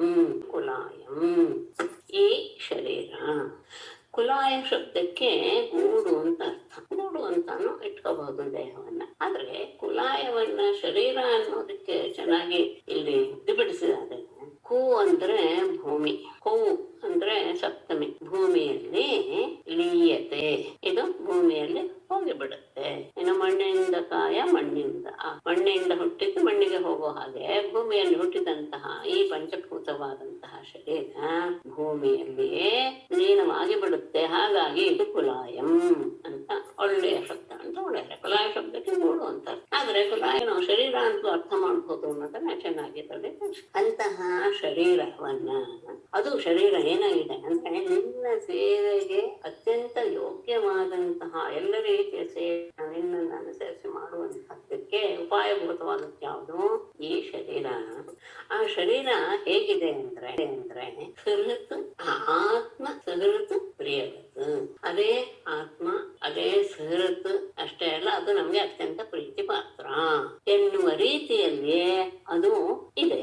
ಆ ದೇಹ ನಮ್ಗೆ ಬಹಳ ಇಷ್ಟವಾದದ್ದು ತಾನೆ, ಅತ್ಯಂತ ಪ್ರೀತಿ ಪಾತ್ರವಾದದ್ದು. ಅದೇ ನಮಗೆ ಪ್ರಧಾನ ಆತ್ಮ, ಅದೇ ಸಹೃತ್, ಅದೇ ಪ್ರಿಯವತ್, ಪ್ರೀತಿ ಪಾತ್ರ ಅಂತ ನಾವು ಆ ಶರೀರವನ್ನು ಇಟ್ಕೊಂಡು ಕೆಲಸ ಮಾಡ್ತೇವೆ. ಅಂದ್ರೆ ಆ ದೇಹವು ಸಹ ಹಾಗೆ ನಮ್ಮ ಜೊತೆ ವ್ಯವಹಾರ ಮಾಡ್ತೇವೆ. ಹಾಗೆ ತಥಾ ಹಾಗೆಯೇ ತ್ವಯಿ ನೀನು ಹಿತೇ ಪ್ರಿಯೇ ಆತ್ಮನಿಚ ಉನ್ಮುಖೇ, ನೀನು ಸಹ ಅದರಲ್ಲಿ ಇದೆಯಲ್ಲ, ಆ ದೇಹದಲ್ಲಿ ಇದೆಯಲ್ಲ ಆ ಜೀವಾತ್ಮನಿಗೆ ನೀನು ಅತ್ಯಂತ ಹಿತವುಳ್ಳವನು, ಪ್ರೀತಿ ಪಾತ್ರನಾದವನು ಮತ್ತು ಆತ್ಮಸ್ವರೂಪನಾಗಿ ಉನ್ಮುಖೆ. ಅದು ಬೇರೆ. ನೀನು ಆ ಜೀವಾತ್ಮನ ಜೊತೆಗೆ ಸೇರ್ಬೇಕು ಅಂತ ನೀನು ಸಹ ಬಯಸ್ತಾನೇ ಇರ್ತೀಯ.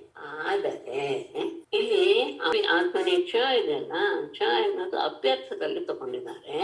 ನೀನು ಅದರ ಜೊತೆಗೆ ಅಂದ್ರೆ ಜೀವಾತ್ಮ ಪರಮಾತ್ಮ ಸೇರುವಂತಹ ಭಾವ ಸೇರುವಂತಹ ಸಂದರ್ಭ ಬಂದಾಗಲೂ ಸಹ ಬತ ಅಯ್ಯೋ ಅಹೋ ನ ರಮಂತಿ, ನೀನು ಅತ್ಯಂತ ಸ್ನೇಹಿತನಾದವನು ತಮಗೆ ಅಂತ ಆ ದೇಹವನ್ನೇ ಪ್ರಿಯವಾಗಿ ಇಟ್ಟುಕೊಂಡಂತಹ ವ್ಯಕ್ತಿಗಳು ಭಾವಿಸುವುದಿಲ್ಲ.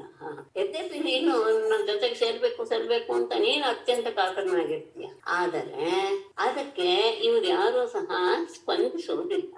ಅಸದುಪಾಸನೆ, ಅಸತ್ ಅಂದ್ರೆ ಯಾವುದು ನಾಶವಾದನ್ನೇ ಉಪಾಸನೆ ಮಾಡ್ತಾ ಅಂದ್ರೆ ದೇಹಾದಿಗಳನ್ನೇ ಆತ್ಮ ಅಂತ ಅದನ್ನೇ ಆರಾಧನೆ ಮಾಡ್ತಾ ಅದರ ಸೇವೆಯನ್ನೇ ಮಾಡ್ತಾ ಆತ್ಮ ತಮ್ಮ ಆತ್ಮವನ್ನ ಆ ಹತ್ಯೆ ಮಾಡ್ಕೋತಾರೆ, ಆತ್ಮಹತ್ಯೆಗೆ ಸಮಾನವಾಗಿ ವ್ಯವಹಾರ ಮಾಡ್ತಾರೆ, ಆತ್ಮಘಾತ ಮಾಡ್ಕೋತಾ ಇದ್ದಾರೆ. ಯಾಕೆಂದ್ರೆ ಯದನುಶಯ, ಯಾವ ಅಸದುಪಾಸನೆಯಿಂದ ಅನುಶಯ ಆ ವಾಸನೆ ಸಂಸ್ಕಾರ ಬರುತ್ತೋ ಆ ಸಂಸ್ಕಾರದಿಂದ ಏನಾಗ್ತಾರೆ ಅವರು ಕುಶರೀರ ವೃತ, ಅಂದ್ರೆ ಹೆದರಿಕೆಯನ್ನುಂಟು ಮಾಡುವಂತಹ ಜನ್ಮ ಮೃತ್ಯುವಿನ ಚಕ್ರದಲ್ಲಿ ಕೊಂಡಾಗಿ ಉರುಭಗೆ ಸಂಸಾರದಲ್ಲಿ ಭ್ರಮಂತಿ ಸುತ್ತಾಕೊಂಡು ಇರ್ತಾರೆ.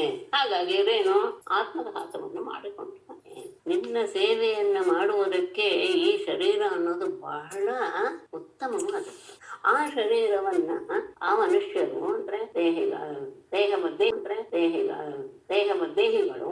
ಅದು ನಮಗೆ ಆತ್ಮ, ಅದೇ ನಮಗೆ ಪ್ರೀತಿ ಪಾತ್ರ, ಅತ್ಯಂತ ಪ್ರಧಾನ ಅಂತ ಅದ್ರ ಜೊತೆಗೆ ವ್ಯವಹಾರ ಮಾಡ್ತಾರೆ. ಅದೇ ರೀತಿಯಲ್ಲಿ ನಿನ್ನೂ ಸಹ ಆ ಜೀವಾತ್ಮನ ಜೊತೆಗೆ ಹಿತವಾಗಿ ಸ್ನೇಹಿತನ ರೂಪದಲ್ಲಿ ಪ್ರಿಯವನ್ನು ಉಂಟು ಮಾಡ್ತಾ ಅದರ ಜೊತೆಗೆ ಸೇರ್ಬೇಕು ಅಂತ ಆದರೂ ಸಹ ಆ ನಿನ್ನ ವಿಷಯದಲ್ಲಿ ಅವರು ರಮಂತಿ ಆನಂದವನ್ನು ಹೊಂದೋದಿಲ್ಲ.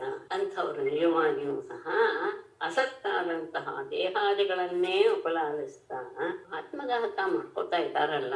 ಯಾಕೆ ಹಾಗೆ ಆಗತ್ತೆ ಅಂದ್ರೆ ಆ ದೇಹದ ಬಗ್ಗೆ ಇರುವಂತಹ ವ್ಯಾಮೋಹ, ಆ ದೇಹಾದಿಗಳ ಭೋಗ ವಾಸನೆಗೆ ಒಳಗಾಗಿ ಆ ಕೆಟ್ಟ ಜನರು ಶರೀರಭೃತ ಅಂದ್ರೆ ಜನ, ಶರೀರಭೃತ ಅಂತ ಕೆಟ್ಟ ದುಷ್ಟರು ಅಥವಾ ಕೆಟ್ಟ ಜನರು ಉರುಭಯೇ ಅತ್ಯಂತ ಭೀಕರವಾದಂತಹ ಸಂಸಾರದಲ್ಲಿ ಭ್ರಮಂತಿ ಸುತ್ತಾ ಬಂದಾಗ ನಾವು ಕಣ್ಣು ಮುಚ್ಚಾಗ ಎಣ್ಣೆ ಬಂದಾಗ ಕಣ್ಣು ಮುಚ್ಕೊಂಡ್ರು ಅಂತ ಒಂದು ಗಾದೆ ಇಲ್ಲ. ಹಾಗೆ ಪರಮಾತ್ಮ ಆಗಾಗ ನಮ್ಗೆ ಆ ರೀತಿಯಾದಂತಹ ಒಂದು ಸಂದರ್ಭವನ್ನು ಒದಗಿಸ್ತಾನೆ. ನೀನೇ ದಾರಿಯಲ್ಲಿ ಹೋಗು, ನಿನಗೆ ಶ್ರೇಯಸ್ ಆಗುತ್ತೆ ಅಂತ. ಆದ್ರೆ ನಾವು ಅದನ್ನ ಗಮನಿಸೋದಿಲ್ಲ. ನಾನೇ ಮಹಾಬುದ್ಧಿವಂತ ಎನ್ನುವ ರೀತಿಯಲ್ಲಿ ನಮ್ಮ ದೇಹಕ್ಕೆ ಸಂಬಂಧಪಟ್ಟಂತಹ ವಿಷಯಗಳಲ್ಲಿಯೇ ನಾವು ಆಸಕ್ತರಾಗಿ ಬಿಡ್ತೀವಿ.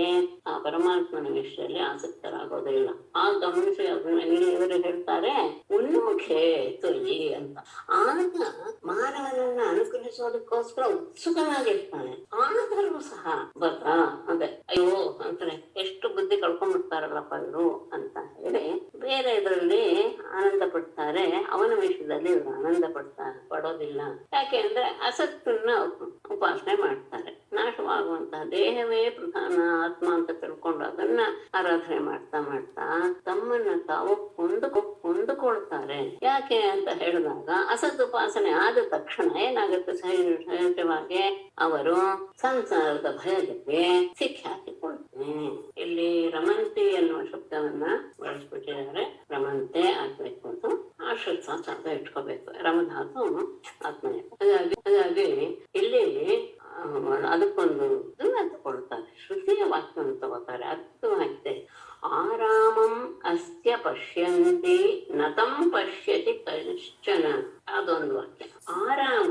ಆರಾಮ ಅಂತ ಹೇಳಿದ್ರೆ ಉಪವನಗಳನ್ನ ಅಸ್ಯ ಆರಾಮಂ ಪಶ್ಯಂತಿ, ಅವನು ಸೃಷ್ಟಿ ಮಾಡಿದಂತಹ ಪರಮಾತ್ಮನ ಸೃಷ್ಟಿಯಾದಂತಹ ಉಪವನಗಳೆಲ್ಲವನ್ನು ನೋಡ್ತಾರೆ.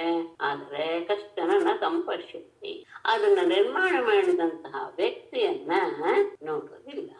ಎಲ್ಲ ರೀತಿಯ ಪ್ರಪಂಚಗಳೆಲ್ಲವೂ ಸಹ ನಮ್ಗೆ ಕಣ್ಣಿಗೆ ಕಾಣುತ್ತೆ. ಅದನ್ನ ನಿರ್ಮಾಣ ಮಾಡಿದಂತಹ ಪರಮಾತ್ಮನನ್ನು ಮಾತ್ರ ಯಾರು ನೋಡೋದಿಲ್ಲ. ಶ್ರುತಿ ವಾಕ್ಯ. ಹಾಗೆ ಇನ್ನೊಂದಿದೆ, ನತಂ ವಿದಾಥ ಯ ಇಮಾ ಜಜಾನ ಅನ್ಯತ್ ಯುಷ್ಮಾಕಂ ಅಂತರಂ ಬಭುವ. ನೀವು ಅವನನ್ನ ತಿಳ್ಕೊಂಡಿಲ್ಲ. ಯಾರು ನಿಮ್ಮನ್ನ ನಿಮ್ಮ ಹುಟ್ಟಿಗೆ ಕಾರಣರಾದರು, ನಿಮ್ಮ ಹುಟ್ಟಿಗೆ ಯಾರು ಕಾರಣರಾಗಿದರು ಅವನನ್ನ ನೀವು ಅರಿತಿಲ್ಲ. ಯಾಕೆ ಅಂತ ಹೇಳಿದ್ರೆ ನಮಗೂ ಅವನಿಗೂ ಬಹಳ ಅಂತರ ಬಿದ್ದೋಗಿದೆ. ಅನ್ಯತು ಇಷ್ಮಾಕಂ ಅಂತರಂ ಪ್ರಭುವ, ನಮಗೂ ಅವನಿಗೂ ತುಂಬಾ ಅಂತರ ಇದ್ದ ಹೋಗಿದೆ. ಹಾಗಾಗಿ ನಮ್ಮ ಹುಟ್ಟಿಗೆ ಕಾರಣ ಆದಂತಹ ಪರಮಾತ್ಮನನ್ನೇ ನಾವು ತಿಳ್ಕೊಳಕ್ಕೆ ಅಂತ ಹೇಳಿ ಅದೊಂದೇಳಿ ಇದನ್ನ ಹೇಳ್ತೀನಿ. ಶ್ರೀಧರಿಯರ ಶ್ಲೋಕವನ್ನ ತ್ವಯ್ಯಾತ್ಮನಿ ಜಗನ್ನಾಥೇ ಮನ್ಮನೋ ರಮತಾಮಿಹ ಕದಾಮಿಮೇದೃಶಂ ಜನ್ಮ ಮಾನುಷಂ ಆತ್ಮನಿ ತ್ವಯಿ ಮನ್ಮನಃ ಇಹ ರಮತಾಂ ಮಮ ಕದಾ ಈದೃಶಂ ಮಾನುಷಂ ಜನ್ಮ ಭವಿಷ್ಯತೆ. ಪರಮಾತ್ಮನನ್ನು ಕೇಳ್ಕೊಳ್ಳೋದು, ಜಗತ್ತಿಗೆ ಒಡೆಯನಾದ ಪರಮಾತ್ಮನೇ ಆತ್ಮನಿ ತ್ವಯಿ, ಆತ್ಮ ಸ್ವರೂಪನಾದಂತಹ ನಿನ್ನಲ್ಲೇ ಈ ಲೋಕದಲ್ಲಿದ್ದಾಗಲೇ ಮನ್ಮನಃ ರಮತಾಂ, ನನ್ನ ಮನಸ್ಸು ಆನಂದ ಪಡಲಿ. ಅಂದ್ರೆ ಇದ್ದಾಗಲೇ ಅಂದ್ರೆ ನಾನು ಹೀಗೆ ಶರೀರ ಹೊಂದಿದಾಗ ಬರುವಂತಹ ಆನಂದ, ಆಮೇಲೆ ಯಾವ ಆನಂದ ಗೊತ್ತಿಲ್ಲ, ಆದ್ರೆ ಈ ಆನಂದ ಮಾತ್ರ ನಾವು ಬೇಕು ಅಂತ ಅನುಭವಿಸುವಂತಹ ಆನಂದ. ಅಂತಹ ನನಗೆ ಆ ರೀತಿಯಾದಂತಹ ಈದೃಶಂ ಮಾನುಷ ಸಂಭವಿಷ್ಯತಿ, ಆ ರೀತಿಯ ಮನುಷ್ಯನ ಜನ್ಮ ನನಗೆ ಯಾವಾಗ ಉಂಟಾಗ್ತದೆ ಅಂದ್ರೆ ಯಾವಾಗ ನಿರಂತರವಾಗಿ ನಾವು ನಿನ್ನಲ್ಲಿಯೇ ನೆಲೆಕೊಂಡು ಬಿಡಬೇಕು. ಆ ರೀತಿಯ ಮನುಷ್ಯ ಜನ್ಮವನ್ನ ನನಗೆ ಕೊಡು. ಅದಾದ್ಮೇಲೆ ಧ್ಯಾನದ ಬಗ್ಗೆ ವಿಶೇಷವಾಗಿ ಮುಂದಿನ ಶ್ಲೋಕದಲ್ಲಿ ಹೇಳ್ತಾರೆ. ಯಾಕೆ ಅಂದ್ರೆ ಇದಕ್ಕೆ ಪೀಠಿಕೆಯಾಗಿ ತಗೊಳ್ತಾರೆ ಬೃಹದಾರಣ್ಯಕೋಪನಿಷತ್ತಿನ ವಾಕ್ಯವನ್ನ. ಆತ್ಮಾವಾರೇ ದ್ರಷ್ಟವ್ಯ ಶ್ರೋತವ್ಯ ಮಂತವ್ಯ ನಿಧಿಧ್ಯಾಸಿತವ್ಯ. ಅಂದ್ರೆ ಧ್ಯಾನಕ್ಕೆ ವಸ್ತು ಯಾವುದು ಅಂದ್ರೆ ಆ ಆತ್ಮನೇ. ಆ ಆತ್ಮನನ್ನೇ ಮೊದಲು ದ್ರಷ್ಟವ್ಯ ಅಂದ್ರೆ ಸಾಕ್ಷಾತ್ಕಾರ ಮಾಡ್ಕೊಳ್ಬೇಕು. ಅದರ ಬಗ್ಗೆನೇ ಅಂದ್ರೆ ಅದರ ಆರಂಭ ಹೇಗಾಯ್ತು, ಅದರ ಸ್ವರೂಪ ಏನು ಇತ್ಯಾದಿಗಳನ್ನ ಮೊದಲು ಕೇಳಬೇಕು. ಶ್ರವಣ ಮೊದಲು ಸಾಕ್ಷಾತ್ಕಾರ ಮಾಡಿಕೊಂಡು ಅದನ್ನು ಶ್ರವಣ ಮಾಡಬೇಕು. ಅಂದ್ರೆ ಗುರುಗಳ ಮೂಲಕ ಅದರ ಶ್ರವಣ ಮೊದಲು. ಶ್ರವಣವು ಹೇಗೆ ಸುಮ್ನೆ ಕೇಳೋದಲ್ಲ, ಅರ್ಥ ಸಹಿತವಾಗಿ ನಮ್ಮ ಒಳಗೆ ಅದು ಇಳಿಬೇಕು. ಆ ರೀತಿಯಾಗಿ ಶ್ರವಣ ಮಾಡಬೇಕು. ಅದಾದ ಮೇಲೆ ಮಂತವ್ಯ ಮನನ ಮಾಡಬೇಕು. ಅಂದ್ರೆ ಇಲ್ಲಿ ಒಂದು ತಗೊಳ್ತಾರೆ ಮಂತವ್ಯ ಅನ್ನೋದಕ್ಕೆ ಅನುಕೂಲ ತರ್ಕೈ ಅಸಂಭಾವನ ವಿಪರೀತ ಭಾವನಾ ನಿವೃತ್ತಯೇ ಸ್ವಯಂ ಮುಹು ವಿಚಾರಣೀಯ ಇದು. ಯೋಗ್ಯವಾದಂತಹ ತರ್ಕದ ವಿಷಯಗಳನ್ನ ಇಟ್ಕೊಂಡು ಅಂದ್ರೆ ಅವ್ರು ಹೇಳಿದ್ರಲ್ಲ ಈ ರೀತಿಯಾಗಿ ಆತ್ಮನ ಬಗ್ಗೆ ಅದು ಸರಿಯೇ ನನ್ನ ಅನುಭವಕ್ಕೆ ಬರ್ತಾ ಇದೆಯಾ ಅಂತ ಕುಳಿತು ಆ ಶಬ್ದಗಳನ್ನ ವಿಶ್ಲೇಷಣೆ ಮಾಡಿ ಭಾಗ ಮಾಡಿ ಮಾಡಿ ಮಾಡಿ ಮಾಡಿ ಅರ್ಥ ಮಾಡ್ಕೊ.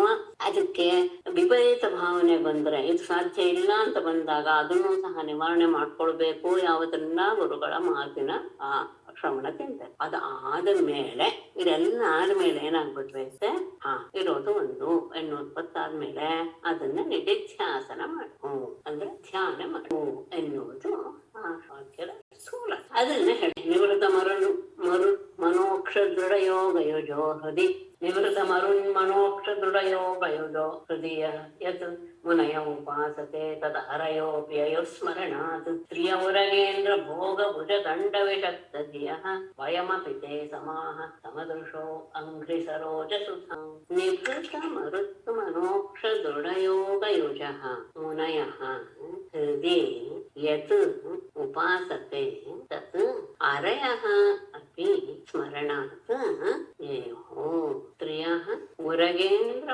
ಭೋಗ ಭುಜದಂಡ ವಿಷಕ್ತದಿಯಃ ಏಹೋ ಅಂತ ಅಲ್ಲಿಗೂ ಅನ್ವಯ. ಅಂಗ್ರಿ ಸರೋಜ ಸುಧಾಃ ವಯಮಪಿ ಸಮದೃಶಃ ತೇ ಸಮಾಹ ನಿಭೃತ ಮರುತ್ ಮನಃ ಅಕ್ಷ ದೃಢಯೋಗಯುಜ. ನಿಭೃತ ಅಂದ್ರೆ ಸಂಯಮಕ್ಕೆ ಒಳಗಾದಂತಹ ನಿಗ್ರಹಿಸಲ್ಪಟ್ಟ ಯಾವ್ಯಾವ್ದು ಮರುತ್ ಅಂದ್ರೆ ಉಸಿರಾಟ ಪ್ರಾಣವಾಯು, ಮನಃ ಮನಸ್ಸು, ಅಕ್ಷ ಅಂದ್ರೆ ಎಲ್ಲ ಇಂದ್ರಿಯಗಳು, ಇವುಗಳನ್ನೆಲ್ಲ ನಿಗ್ರಹಕ್ಕೆ ತಂದುಕೊಂಡು ದೃಢ ಯೋಗ ಯೋಜ ದೃಢವಾದಂತಹ ರೀತಿಯಲ್ಲಿ ಅದನ್ನ ಸೇರಿಸಿಕೊಳ್ಳೋದು ಅಂತ. ಅಂದ್ರೆ ಎಲ್ಲವೂ ನಿಗ್ರಹಿಸಿದ ಮೇಲೆ ಪರಮಾತ್ಮನಲ್ಲಿ ನಮ್ಮ ಮನಸ್ಸನ್ನ ದೃಢವಾಗಿ ಸೇರಿಸಿಕೊಳ್ಳುವಂತಹ ಅಥವಾ ಸೇರಿಸಿದಂತಹ ಮುನಿಗಳು ಹೃದಯ ತಮ್ಮ ತಮ್ಮ ಮನಸ್ಸಿನಲ್ಲಿ ಯತ್ ಯಾವ ತತ್ವವನ್ನ ಉಪಾಸನೆ ಮಾಡ್ತಾರೋ ಪ್ರಾರ್ಥನೆ ಮಾಡ್ತಾರೋ ತದೇವ ಗಮನಿಸಿ, ಅದೇ ರೀತಿಯಲ್ಲಿ ಅದನ್ನೇ ಅಂದ್ರೆ ಯಾವ ತತ್ವವನ್ನು ಉಪಾಸನೆ ಮಾಡ್ತಾರೋ ಆ ತತ್ವವನ್ನೇ ಅರಯ ಅಪಿ ಶತ್ರುಗಳು ಸಹ ಸ್ಮರಣಾತ್ ಆ ನಿನ್ನ ಮೇಲಿನ ಶತ್ರು ಭಾವವನ್ನ ಮತ್ತೆ ಮತ್ತೆ ಮತ್ತೆ ನೆನಪಿಸ್ಕೊಳ್ತಾ ಅವರು ಸಹ ಯಯುಹು ನಿನ್ನನ್ನ ಹೊಂದುತ್ತಾರೆ. ಯಾವ ತತ್ವವನ್ನ ಮನಸ್ಸು ಇಂದ್ರಿಯ ಪ್ರಾಣವಾಯುಗಳನ್ನೆಲ್ಲ ನಿಗ್ರಹಿಸಿ ದೃಢವಾಗಿ ತಮ್ಮನ್ನ ತಾವು ಒಂದು ಆತ್ಮ ತತ್ವದಲ್ಲಿ ನೆಲೆಗೊಳಿಸ್ಕೊಳ್ತಾರೋ ಮನೆಗಳು, ಅದೇ ರೀತಿಯಾಗಿ ಸಹ ಶತ್ರುಭಾವದಿಂದ ನಿನ್ನನ್ನೇ ಸ್ಮರಿಸ್ತಾ ಅವರು ಆ ಭಾವವನ್ನು ಹೊಂದುತ್ತಾರೆ. ಅಷ್ಟೇ ಅಲ್ಲ, ಸ್ತ್ರೀಯರು ಸಹ ಉರಗೇಂದ್ರ ಭೋಗ ಭುಜದಂಡ ವಿಷಕ್ತಿಯ ದೊಡ್ಡ ಸರ್ಪಗಳ ಹಾಗೆ ನೀಳವಾದಂತಹ ನಿನ್ನ ಭುಜಗಳನ್ನ ಆನಂದಿಸಬೇಕು ಅಂತ ಅದರಲ್ಲಿಯೇ ಅಂದ್ರೆ ಕಾಮದಿಂದ ಅನುರಕ್ತ ಚಿತ್ತರಾದವರೂ ಸಹ ತತ್ವಂ ಉಪಾಸತೆ ಅವರು ಸಹ ನಿನ್ನಲ್ಲಿ ಸೇರಿ ಹೋಗ್ತಾರೆ. ಏನ್ ಹೇಳೋದು? ಆ ರೀತಿಯಾಗಿ ನಿಗ್ರಹ ಮಾಡಿ ಹೇಳೋದು, ಅವರೂ ಸಹ ನಿನ್ನನ್ನು ಸೇರ್ತಾರೆ, ಶತ್ರುಗಳೂ ಸಹ ಸೇರ್ತಾರೆ, ಕಾಮಭಾವದಿಂದ ಆರಾಧಿಸಿದಂತಹ ಸ್ತ್ರೀಯರೂ ಸಹ ಸೇರ್ತಾರೆ. ಹಾಗೆ ನಾವು ಭಕ್ತಿಯಿಂದ ನಿನ್ನನ್ನು ಸೇರ್ತೀವಿ. ಅಂಗ್ರಿ ಸರೋಜ ನಿನ್ನ ಪಾದ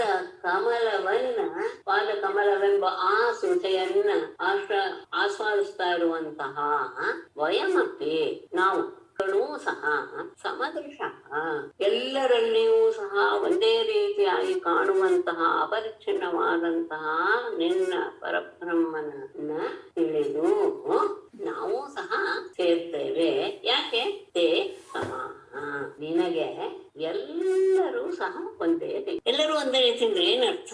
ಅವ್ರು ಯಾವ ಭಾವದಿಂದಲೇ ಆಗಲಿ ನಿನ್ನನ್ನು ಸ್ಮರಿಸ್ತಾ ಇದ್ದಾರೆ ಅಂದ್ರೆ ಸಾಕು, ಅವರೆಲ್ಲರ ವಿಷಯದಲ್ಲಿ ನೀನು ಒಂದೇ ರೀತಿಯಾಗಿ ಅನುಗ್ರಹ ಮಾಡ್ತೀಯ. ಪ್ರಾಣವಾಯು ಮನಸ್ಸು ಇಂದ್ರಿಯಗಳನ್ನ ನಿಗ್ರಹಿಸಿ ದೃಢಯೋಗವನ್ನ ಆಚರಿಸುವಂತಹ ಮುನಿಗಳು ಯಾವ ತತ್ವವನ್ನ ತಮ್ಮ ಹೃದಯದಲ್ಲಿ ಧ್ಯಾನ ಮಾಡ್ತಾರೋ ಅದನ್ನೇ ವೈರಿಗಳೂ ಸಹ ನಿನ್ನ ಸ್ಮರಣೆ ಮಾಡ್ತಾನೆ ಅವರು ಸಹ ನಿನ್ನನ್ನ ಸೇರಿಕೊಂಡು ಬಿಡ್ತಾರೆ. ಮತ್ತೆ ಅತ್ಯಂತ ಸುಂದರವಾದಂತಹ ಭುಜದಂಡಗಳನ್ನು ಹೊಂದಿರುವಂತಹ ನಿನ್ನನ್ನ ಅಲಂಘಿಸಬೇಕು ಅಂತ ಕಾಮದಿಂದ ಅನುರಕ್ತ ಚಿತ್ತರಾದ ಸ್ತ್ರೀಯರು ಸಹ ನಿನ್ನ ಸ್ವರೂಪವನ್ನ ಹೊಂದಿಬಿಡ್ತಾರೆ. ಹಾಗಾಗಿ ನಿನ್ನ ಪಾದ ಕಮಲವನ್ನೇ ಹೊತ್ತಿರುವಂತಹ ನಾವು ವೈರಾಭಿದೇವಾನಿ ದೇವತೆಗಳಾದಂತಹ ನಾವು ದೇವತೆಗಳು ನೀನು ಅಪರಿಚ್ಛಿನ್ನವಾದ ಬ್ರಹ್ಮ ಸಮದೃಶ ಅಂದ್ರೆ ನೀನು ಅಪರಿಚ್ಛಿನ್ನವಾದಂತಹ ಬ್ರಹ್ಮ ಅಂತ ತಿಳಿದು ಜ್ಞಾನದಿಂದ ನಿನ್ನನ್ನ ಸೇರ್ತೇವೆ.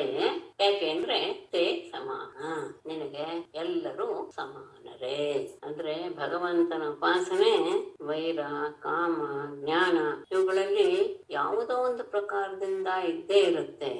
ಆ ಸ್ಮರಣೆಯ ಮಹಿಮೆಯಿಂದಲೇ ಉಳಿದವರೆಲ್ಲರಿಗೂ ಸಹ ಅಂದ್ರೆ ಈ ಮೇಲೆ ಹೇಳಿದಂತ ಎಲ್ಲರಿಗೂ ಸಹ ಸದ್ಗತಿ ಉಂಟು ಎನ್ನುವುದು ಇದರ ಅಭಿಪ್ರಾಯ. ಅಂದ್ರೆ ಸ್ಮರಣೆ ಎನ್ನುವುದೇ ಸತತವಾದ ಸ್ಮರಣೆ ಎನ್ನುವುದೇ ಯೋಗಿಗಳು ಅದನ್ನ ಹೃದಯದಲ್ಲಿ ಅವಲಂಬಿಸಿಕೊಂಡಿರ್ತಾರೆ.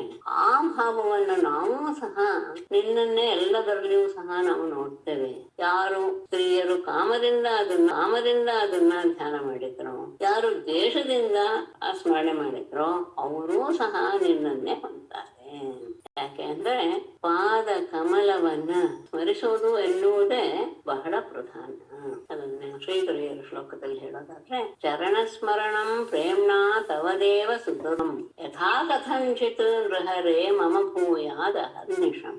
ದೇವ ಪ್ರೇಮ್ನಾ ತವ ಚರಣ ಸ್ಮರಣಂ ಸುದುರ್ಲಭಂ ನೃಹರೇ ಯಥಾ ಕಥಂಚಿತ್ ಮಮ ಅಹರ್ನಿಶಂ ಭೂಯಾದ. ಸುದುರ್ಲಭಂ ಅದು ಹೇಳೋದು ಪ್ರೇಮ್ನಾ ಚರಣಸ್ಮರಣಂ ಸುದುರ್ಲಭಂ ಚರಣಸ್ಮರಣಂ ಯಥಾ ಕಥಂಚಿತ್ ನೃಹರೇ ಮಮ ಭೂಯಾದ ಹರ್ನಿಶಂ. ಪರಮಾತ್ಮ ನಿನ್ನ ಪಾದ ಕಮಲವನ್ನ ಪ್ರೀತಿಯಿಂದ ಸ್ಮರಿಸೋದು ಅನ್ನೋದು ಸ್ವಲ್ಪ ಕಷ್ಟ. ನಿನ್ನ ಸ್ಮರಣ ಮಾಡೋದೇ ಕಷ್ಟ. ಅದನ್ನ ಹೇಗಾದ್ರೂ ಮಾಡಿ ನನಗೆ ಅಹರ್ನಿಶವೂ ಉಂಟಾಗುವ ಹಾಗೆ ನೀನು ಮಾಡಿಬಿಡು. ಹೇಗಾದ್ರೂ ಮಾಡಿ ಅಂದ್ರೆ ಅದು ಯಾವ ಭಾವ ಆದ್ರೂ ಆಗಿರ್ಬೋದು, ವೈರಾಗ್ಯ ಭಾವವೂ ಆಗಿರ್ಬೋದು. ಅದು ಆದ್ಮೇಲೆ ಇಲ್ಲಿ ಹೇಳ್ತಾರೆ, ಭಗವತ್ ತತ್ವ ಎನ್ನುವುದು ತಿಳಿಯೋದು ಅಷ್ಟು ಸುಲಭವಲ್ಲ. ಹಾಗಾಗಿ ಭಕ್ತಿ ಅನ್ನೋದೇ ಸರಿಯಾದ ಮಾರ್ಗ ಅಂತ ಶ್ರುತಿಗಳು ಸಹ ಹೇಳ್ತಾ ಇದೆ ಅನ್ನೋದು ಇಟ್ಕೊಂಡು ಮುಂದಿನ ಶ್ಲೋಕವನ್ನು ಹೇಳ್ತಾರೆ. ಕೈ ಹನುವೇದ ಬಕಾವರ ಜನ್ಮಲಯೋಗ್ರಸರಂ ಯತ ಉದಗಾದೃಶರ್ಯಮನು ದೇವಗಣ ಉಭಯೇ ತರ್ಹಿ ನ ಸನ್ನ ಚಾಸದುಭಯಂ ನ ಚ ಕಾಲಜವಃ ಕಿಮಪಿ ನ ತತ್ರ ಶಾಸ್ತ್ರಂ ಅವಕೃಷ್ಯ ಶಯೀತಯತಾ. ಇಹ ಅಗ್ರಸರಂ ಅವರ ಜನ್ಮಲಯಃ ಕಹ ನು ವೇದ ಯತಃ ಋಷಿಃ ಯಂ ಅನು ಉಭಯೇ ದೇವಗಣಾಃ ಉದಗಾತ್ ಯದಾ ಅವಕೃಷ್ಯ ಶಯೇತ ತರ್ಹಿ ನ ಸತ್ ನ ಚ ಅಸತ್ ಉಭಯಂ ನ ಚ ಕಾಲಜವಃ ನ ಚ ನ ಕಿಮಪಿ ತತ್ರ ಶಾಸ್ತ್ರಂ ಅಪಿ ಅಂತ ಬತ ಅಹೋ ಅಂತ ಅರ್ಥ ಕೊಡುವುದು. ಬತ ಅನ್ನೋದು ವಿಶೇಷ. ಅದು ಎಲ್ಲ ರೀತಿಯ ಅರ್ಥವನ್ನು ಕೊಡುವಂತಹ ಅವ್ಯಯ. ಕೆಲವು ಕಡೆ ದುಃಖ, ಕೆಲವು ಕಡೆ ಆಶ್ಚರ್ಯ, ಕೆಲವು ಕಡೆ ಸ್ಥಿರತೆ ಎಲ್ಲವನ್ನು ಕೊಡು. ಇಹ ಲೋಕದಲ್ಲಿ ಅಗ್ರಸರಂ ಮೊದಲನೆಯವನಾಗಿ ಸಿದ್ಧನಾದವನೇ ನೀನು. ಅಂದ್ರೆ ಎಲ್ಲರಿಗೂ ಆದಿಕಾರಣ ನೀನೇ, ಇದ್ದವನೇ ನೀನು. ಒಬ್ಬನೇ, ನಿನಗಿಂತ ಮೊದಲನೇ ಯಾರು ಇರಲಿಲ್ಲ. ಹಾಗಾಗಿ ಮೊದಲೇ ಪ್ರಸಿದ್ಧನಾದಂತಹವನು ನೀನು. ಆಮೇಲೆ ಅವರ ಜನ್ಮ ಲಯ, ಅದಾದ ಮೇಲೆ ಅವರೆಲ್ಲರೂ ಸಹ ಹುಟ್ಟಿದ್ರು. ಅವರೆಲ್ಲರೂ ಏನು ಜನ್ಮ ಲಯ, ಅವರಿಗೆಲ್ಲರಿಗೂ ಜನ್ಮವೂ ಇದೆ, ನಾಶವೂ ಇದೆ, ಉತ್ಪತ್ತಿಯೂ ಇದೆ, ನಾಶವೂ ಇದೆ. ಅದ ಅಂತಹ ನಿನ್ನನ್ನ ಕಹನು ವೇದ ಯಾರು ತಾನೇ ತಿಳಿಯೋದಕ್ಕೆ ಸಾಧ್ಯ? ಯಾಕೆಂದ್ರೆ ನಿನಗಿಂತ ಮೊದಲು ಯಾರೋ ಒಬ್ರು ಇದ್ರು ಅಂತ ಹೇಳಿದ್ರೆ ನಿನ್ನನ್ನ ಅವ್ರು ಅರ್ತಿರ್ತಾರೆ ಅಂತ ಹೇಳ್ಬೋದು. ನೀನೇ ಮೊದಲು ಇದ್ದಿದ್ದವನು ಅಂತ ಆದಾಗ ನಿನ್ನ ವಿಷಯವನ್ನ ಆಮೇಲೆ ಬಂದಂಥವ್ರು ಹೇಗೆ ತಿಳಿದಾರು? ಹೋಗ್ಲಿ, ಆಮೇಲೆ ಬಂದವರು ನಿನ್ನಂಥವರೇ ಅಂತಾನು ಅಲ್ಲ. ಯಾಕೆಂದ್ರೆ ಅವರಿಗೆ ಜನ್ಮವೂ ಇದೆ, ನಾಶವೂ ಇದೆ. ಹಾಗಾಗಿ ಉತ್ಪತ್ತಿ ವಿನಾಶವನ್ನು ಹೊಂದಿದಂತಹ ಯಾವ ತಾನೇ ನಿನ್ನನ್ನ ಅರಿತಾನು. ಹೇಗೆ ಅವನ ಮೊದಲಿದ್ದ, ಉಳಿದವರೆಲ್ಲ ಆಮೇಲೆ ಬಂದ್ರು ಅನ್ನೋದಕ್ಕೆ ಏನು ಅಂದರೆ, ಯತಃ ಯಾವ ನಿನ್ನಿಂದ ಋಷಿಗೆ ಅಂದ್ರೆ ಚತುರ್ಮುಖನಾದ ಬ್ರಹ್ಮ ಹುಟ್ಟಿದ, ಯಂ ಅನು ಯಾವ ಆ ಬ್ರಹ್ಮನನ್ನು ಅನುಸರಿಸಿ ಉಭಯೇ ದೇವಗಣ ಎರಡು ರೀತಿಯ ದೇವಗಣಗಳು ಅಂದ್ರೆ ಆಧ್ಯಾತ್ಮಿಕ ಆದಿದೈವವಾದಂತಹ ದೇವಗಣಗಳು ಉದಗಾತ ಉತ್ಪನ್ನರಾದರು. ಅವರೆಲ್ಲರೂ ಆಮೇಲೆ ಬಂದರು. ನೀನೇ ಮೊದಲನೇವನು, ಅದಾದ್ಮೇಲೆ ಚತುರ್ಮುಖ ಬ್ರಹ್ಮನ ಅನುಸರಿಸಿ ಉಳಿದ ದೇವತೆಗಳು, ಆಧ್ಯಾತ್ಮಿಕ ದೇವತೆಗಳು, ಆದಿದೈವಿಕ ದೇವತೆಗಳು, ಇವರೆಲ್ಲರ ಸಮೂಹಗಳು ಉಂಟಾನು. ಆಯ್ತು. ಆಮೇಲೆ ಯದಾ ಅವಕೃಷ್ಯ ಶ್ರೇತ ಯಾವಾಗ ಎಲ್ಲವನ್ನೂ ಎಳೆದುಕೊಂಡು ಅಂದ್ರೆ ಉಪಸಂಹಾರ ಮಾಡಿ ನೀನು ಯೋಗ ನಿದ್ರೆಯನ್ನ ಆಶ್ರಯಿಸ್ತೀಯೋ, ತರ್ಹಿ ಆಗ ನ ಸತ್. ಈ ಸತ್ ಅನ್ನೋದಕ್ಕೆ ಸ್ಥೂಲ ರೂಪವಾದದ್ದು ಅಂತ. ಸ್ಥೂಲ ರೂಪವಾದಂತಹ ಯಾವುದೂ ಸಹ ಕಾಣೋದಿಲ್ಲ. ಆದ್ರೆ ಆಕಾಶಾದಿ ಪಂಚಭೂತಗಳು ಸಹ ಕಾಣೋದಿಲ್ಲ. ಅಷ್ಟೇ ಅಲ್ಲ, ಅದಕ್ಕೂ ಸೂಕ್ಷ್ಮವಾದಂತಹ ಅಸತ್ ನಚ ಅಸತ್ತು ಸಹ ಕಾಣೋದಿಲ್ಲ. ಅಷ್ಟೇ ಅಲ್ಲ, ಉಭಯಂ ನಚ ಆ ಕಾರ್ಯಕಾರಣಗಳಿಂದ ಉಂಟಾದಂತಹ ಶರೀರವೂ ಸಹ ಇರುವುದಿಲ್ಲ. ಮತ್ತೆ ಕಾಲಜವಃ ಕಾಲವೂ ಸಹ, ಕಾಲದ ಭೇದವೂ ಸಹ ಆ ಸಂದರ್ಭದಲ್ಲಿ ಇರುವುದಿಲ್ಲ. ಅಷ್ಟೇ ಅಲ್ಲ ಕಿಮಪಿನ ಅಂದ್ರೆ ಇಂದ್ರಿಯಗಳಾಗಲಿ ಪ್ರಾಣಗಳಾಗಲಿ ಅವುಗಳು ಇಲ್ಲ. ಅಷ್ಟೇ ಅಲ್ಲ, ಶಾಸ್ತ್ರಮಪಿ ಇದನ್ನೆಲ್ಲ ತಿಳಿಸುತ್ತಲ್ಲ, ಪರಬ್ರಹ್ಮನ ತಿಳಿಸೋದು ಇದೆಲ್ಲ ಇದೆಯಲ್ಲ, ಆ ಶಾಸ್ತ್ರವೂ ಸಹ ಅಂದ್ರೆ ವೇದವೂ ಸಹ ಇರುವುದಿಲ್ಲ. ಯಾಕೆ ಅಂದ್ರೆ ಏನಾದ್ರ ಅಭಿಪ್ರಾಯ ಅಂದ್ರೆ ಆಮೇಲೆ ಬಂದಂತಹ ಎಂದಿಂದ ಸೃಷ್ಟಿಯಾದಂತಹವರೆಲ್ಲರೂ ಸಹ ದೇಹಾದಿ ಉಪಾಧಿಯನ್ನ ಹೊಂದಿರುವಂತಹರಾದ್ದರಿಂದ ಕಾಲಗತಿಯನ್ನ ಅನುಸರಿಸಿ ಎಲ್ಲರೂ ಸಹ ದೋಷಯುಕ್ತವಾದಂತಹ ಶರೀರವನ್ನೇ ಹೊಂದಿರುವಾಗ ಭಗವಂತನ ಜ್ಞಾನ ಎನ್ನುವುದು ಅವರಿಗೆ ಇರೋದಕ್ಕೆ ಸಾಧ್ಯವೇ ಇಲ್ಲ. ಹಿಂದೆನೆ ಬಂತಲ್ಲ, ನತಂ ವಿಧಾಥ ಯಯಮಾ ಜಜಾನ. ಯಾರು ನಮ್ಮನ್ನ ಹುಟ್ಟಿಸಿದನೋ ಅವನ ಬಗ್ಗೆನೇ ನಮ್ಗೆ ಗೊತ್ತಿಲ್ಲ, ಯಾಕೆಂದ್ರೆ ಅವರಿಬ್ಬರಲ್ಲಿ ಬಹಳ ಅಂತರವಿದೆ ಅಂತ. ಹಾಗಾಗಿ ಇಲ್ಲಿ ಹೇಳ್ತಾರೆ, ಯದಾತು ಪ್ರಳಯ ಸಮಯೇ ನ ಬಹ್ವಂತರಮಸ್ತಿ. ಪ್ರಳಯ ಸಮಯದಲ್ಲಿ ಅಂತರ ಇಲ್ಲ, ಯಾಕೆಂದ್ರೆ ಎಲ್ಲ ಒಟ್ಟಿಗೆನೆ ಪ್ರಳಯವಾಗು. ಆದರೆ ಸಾಧನಾ ಭಾವ, ಆಗ ಅವನನ್ನು ತಿಳಿದುಕೊಳ್ಳುವಂತಹ ಸಾಧನ ಯಾವುದು ಇಲ್ಲದೆ ಇರೋದ್ರಿಂದ ನ ಭಗವಜ್ಞಾನ ಸಾಮರ್ಥ್ಯ. ಹಾಗಾಗಿ ಭಗವಂತನ ಸ್ವರೂಪವನ್ನು ತಿಳ್ಕೊಳ್ಳೋದು ಬೇಡ. ಅತಃ ತ್ವದೇಕ ಶರಣತೆಯ ಶ್ರವಣ ಕೀರ್ತನಾದಿ ಭಕ್ತಿರೇವ ಸುಕರ. ಹಾಗಾಗಿ ನಿನ್ನನ್ನೇ ಆಶ್ರಯಿಸಿ ನಿನ್ನ ವಿಷಯವನ್ನೇ ಕೇಳ್ತಾ ಕೇಳ್ತಾ ಅದನ್ನೇ ಹೊಗಳ್ತಾ ಹೊಗಳ್ತಾ ಭಕ್ತಿ ಭಾವವನ್ನು ಹೊಂದೋದೇ ಬಹಳ ಸುಲಭ. ನಿನ್ನ ತತ್ವವನ್ನು ಅತ್ಯಂತ ಕಷ್ಟಪಟ್ಟು ತಿಳಿದುಕೊಳ್ಳೋದಕ್ಕಿಂತ ನಿನ್ನ ಪಾಠದಲ್ಲಿ ಮನಸ್ಸನ್ನು ನೆಲೆಗೊಳಿಸಿ ಬಿಡೋದೇ ಯೋಗ್ಯವಾದದ್ದು. ಅಗ್ರಸರಂ ಅಂದ್ರೆ ಮೇಡಮ್, ಅಗ್ರಸರಂ ಮೊದಲನೇ ಜನ್ಮ. ಅಗ್ರೇಸರ ಅಂತ ಇದೆಯಲ್ಲ ಲೋಕದಲ್ಲಿ, ಮೊದಲನೇವನು ಅಂತ, ಅದೇ ಅಗ್ರಸರ. ಸರಿ. ಅನು ಅಂತ ತುಂಬಾ ಕಡೆ ಬರುತ್ತಲ್ವಾ? ಯಾವ್ದು ಅನು ಅಂತ ಬಹಳ ಕಡೆ ಬಂದಿದೆ. ಅಂದ್ರೆ ಅದನ್ನ ಹಿಂಬಾಲಿಸೋದೆ ಅಂತ, ಹಿಂಬಾಲಿಸೋದು ಅಂತ. ಅಂದ್ರೆ ಅದೇ ಸೆಪರೇಟ್ ಒಂದ್ ಪದನೇನಾ ಅದು, ಅಥವಾ? ಹೌದು, ಎರಡು ಆಗುತ್ತೆ. ಅದು ಕ್ರಿಯಾಪದ ಜೊತೆಗೂ ಸೇರ್ಕೊಳ್ಳುತ್ತೆ. ಸಪರೇಟ್ ಆಗಿ ಒಂದು ವ್ಯವಹಾರ ಇದೆ, ಅದು ವ್ಯಾಕರಣಕ್ಕೆ ಸಂಬಂಧಪಟ್ಟ ವಿಷಯ. ಅದು ಎಷ್ಟು ಜೊತೆಗೆ ಸೇರ್ಕೊಂಡು ಅದು ಉಪಸರ್ಗ ಅಂತ ಅನ್ನಿಸ್ಕೊಳ್ಳುತ್ತೆ. ಅದು ಇಲ್ಲದೆ ಅದು ಸ್ವತಂತ್ರವಾಗಿ ಇದ್ದಾಗ ಅದಕ್ಕೆ ಸರ್ವಪ್ರವೃತ್ತಿ ಅನ್ನುವಂತ ಒಂದು ಸಂಜ್ಞೆ ಬರುತ್ತೆ. ಆವಾಗ ಅದಕ್ಕೆ ಬೇರೆ ಇನ್ನೊಂದು ದ್ವಿತೀಯ ಅಂತ ದ್ವಿತೀಯ ವಿಭಕ್ತಿ ಬರೋದು. ಅದೇ ಎರಡು ರೀತಿಯಾಗಿ ಆಯ್ತು. ಆ ಸಂದರ್ಭಕ್ಕೆ ಸರಿಯಾಗಿ ಅದು ಆ ಶಬ್ದಕ್ಕೆ ಆತ್ಮ ಶಬ್ದಕ್ಕೆ ಆತ್ಮ ಹೇಳಿ. ಕನ್ನಡದಲ್ಲೂ ಅದೇ ತರ ಬರುತ್ತಲ್ವಾ? ಅನುಸರಿಸು, ಅನುಪಮ. ಅನುಸರಿಸು ಅನ್ನುವಾಗ ಕ್ರಿಯಾಪದ ಆಗುತ್ತೆ, ಅನುಪಮ ಅಂತಂದಾಗ ವಿಶೇಷಣಕರ ಆಗುತ್ತೆ. ಇಲ್ಲ ಅನುಪಮ ಎನ್ನುವಲ್ಲಿ ಅನು ಅಲ್ಲ, ಅದು ಆನು ಅಲ್ವಾ? ಅಲ್ಲ, ಅಂದ್ರೆ ನಾ ಉಪಮ ಅಂತ ಬಿಡಿಸೋದು. ಅಂದ್ರೆ ಹೋಲಿಕೆಯೇ ಇಲ್ಲದೆ ಇರೋದು ಅಂತ ಅರ್ಥ ಅನುಪಮ ಶಬ್ದಕ್ಕೆ. ಅಲ್ಲಿ ಅನು ಎಷ್ಟಾಗಿದೆ, ಅಲ್ಲಿ ಇದು ಸ್ವಲ್ಪ ಭ್ರಾಂತಿ ಬರುತ್ತೆ. ಹೌದು, ಅನುಸರಿಸುವುದು ಎನ್ನುವುದ್ರಲ್ಲಿ ತಗೋಬಹುದು. ಅನುಚರ ಇದೆಯಲ್ಲ, ಸೇವಕ ಎನ್ನುವ ಅರ್ಥದಲ್ಲಿ ಅನುಚರ ಅಂದ್ರೆ ಇವನನ್ನ ಸ್ವಾಮಿಯನ್ನ ಒಡೆಯನನ್ನ ಅನುಸರಿಸುವವನು, ಅದಕ್ಕೆ ಅವನ ಅನುಚರ. ಅವನ ಹಿಂದೆನೆ ಹೋಗ್ತಾ ಇರ್ತಾನೆ. ಹೌದು, ಅನುಕೂಲ ಅನ್ನೋದು ಅದೇ ಅರ್ಥದ, ಅಂದ್ರೆ ಅದೇ ಅರ್ಥ ಕೊಡುತ್ತೆ. ಅಲ್ಲೂ ಸಹ ಅನು ಅಂತ, ಅದು ಆ ಕಾರ್ಯಕ್ಕೆ ಯೋಗ್ಯವಾದದ್ದು ಎನ್ನುವ ಅರ್ಥದಲ್ಲಿ, ಅನುಕೂಲವಾಗಿದೆ ಅನ್ನುವ ಅರ್ಥ. ಶಬ್ದಗಳು ಸಂಸ್ಕೃತದಿಂದನೇ ಬರುತ್ತೆ. ಕನ್ನಡದಲ್ಲಿರೋದು ಹೆಚ್ಚು ಸಂಸ್ಕೃತ. ಅಂದ್ರೆ ಆ ಬ್ರಹ್ಮನ ಹುಟ್ಟುವಿಕೆ ಆದ್ಮೇಲೆ ಅವನನ್ನ ಹಿಂಬಾಲಿಸಿ ಆಧ್ಯಾತ್ಮಿಕ ಆದಿದೈವಿಕ ಎನ್ನುವಂತಹ ಉಭಯ ದೇವರುಗಳು ಸಹ ಹುಟ್ಟಿದ್ರು.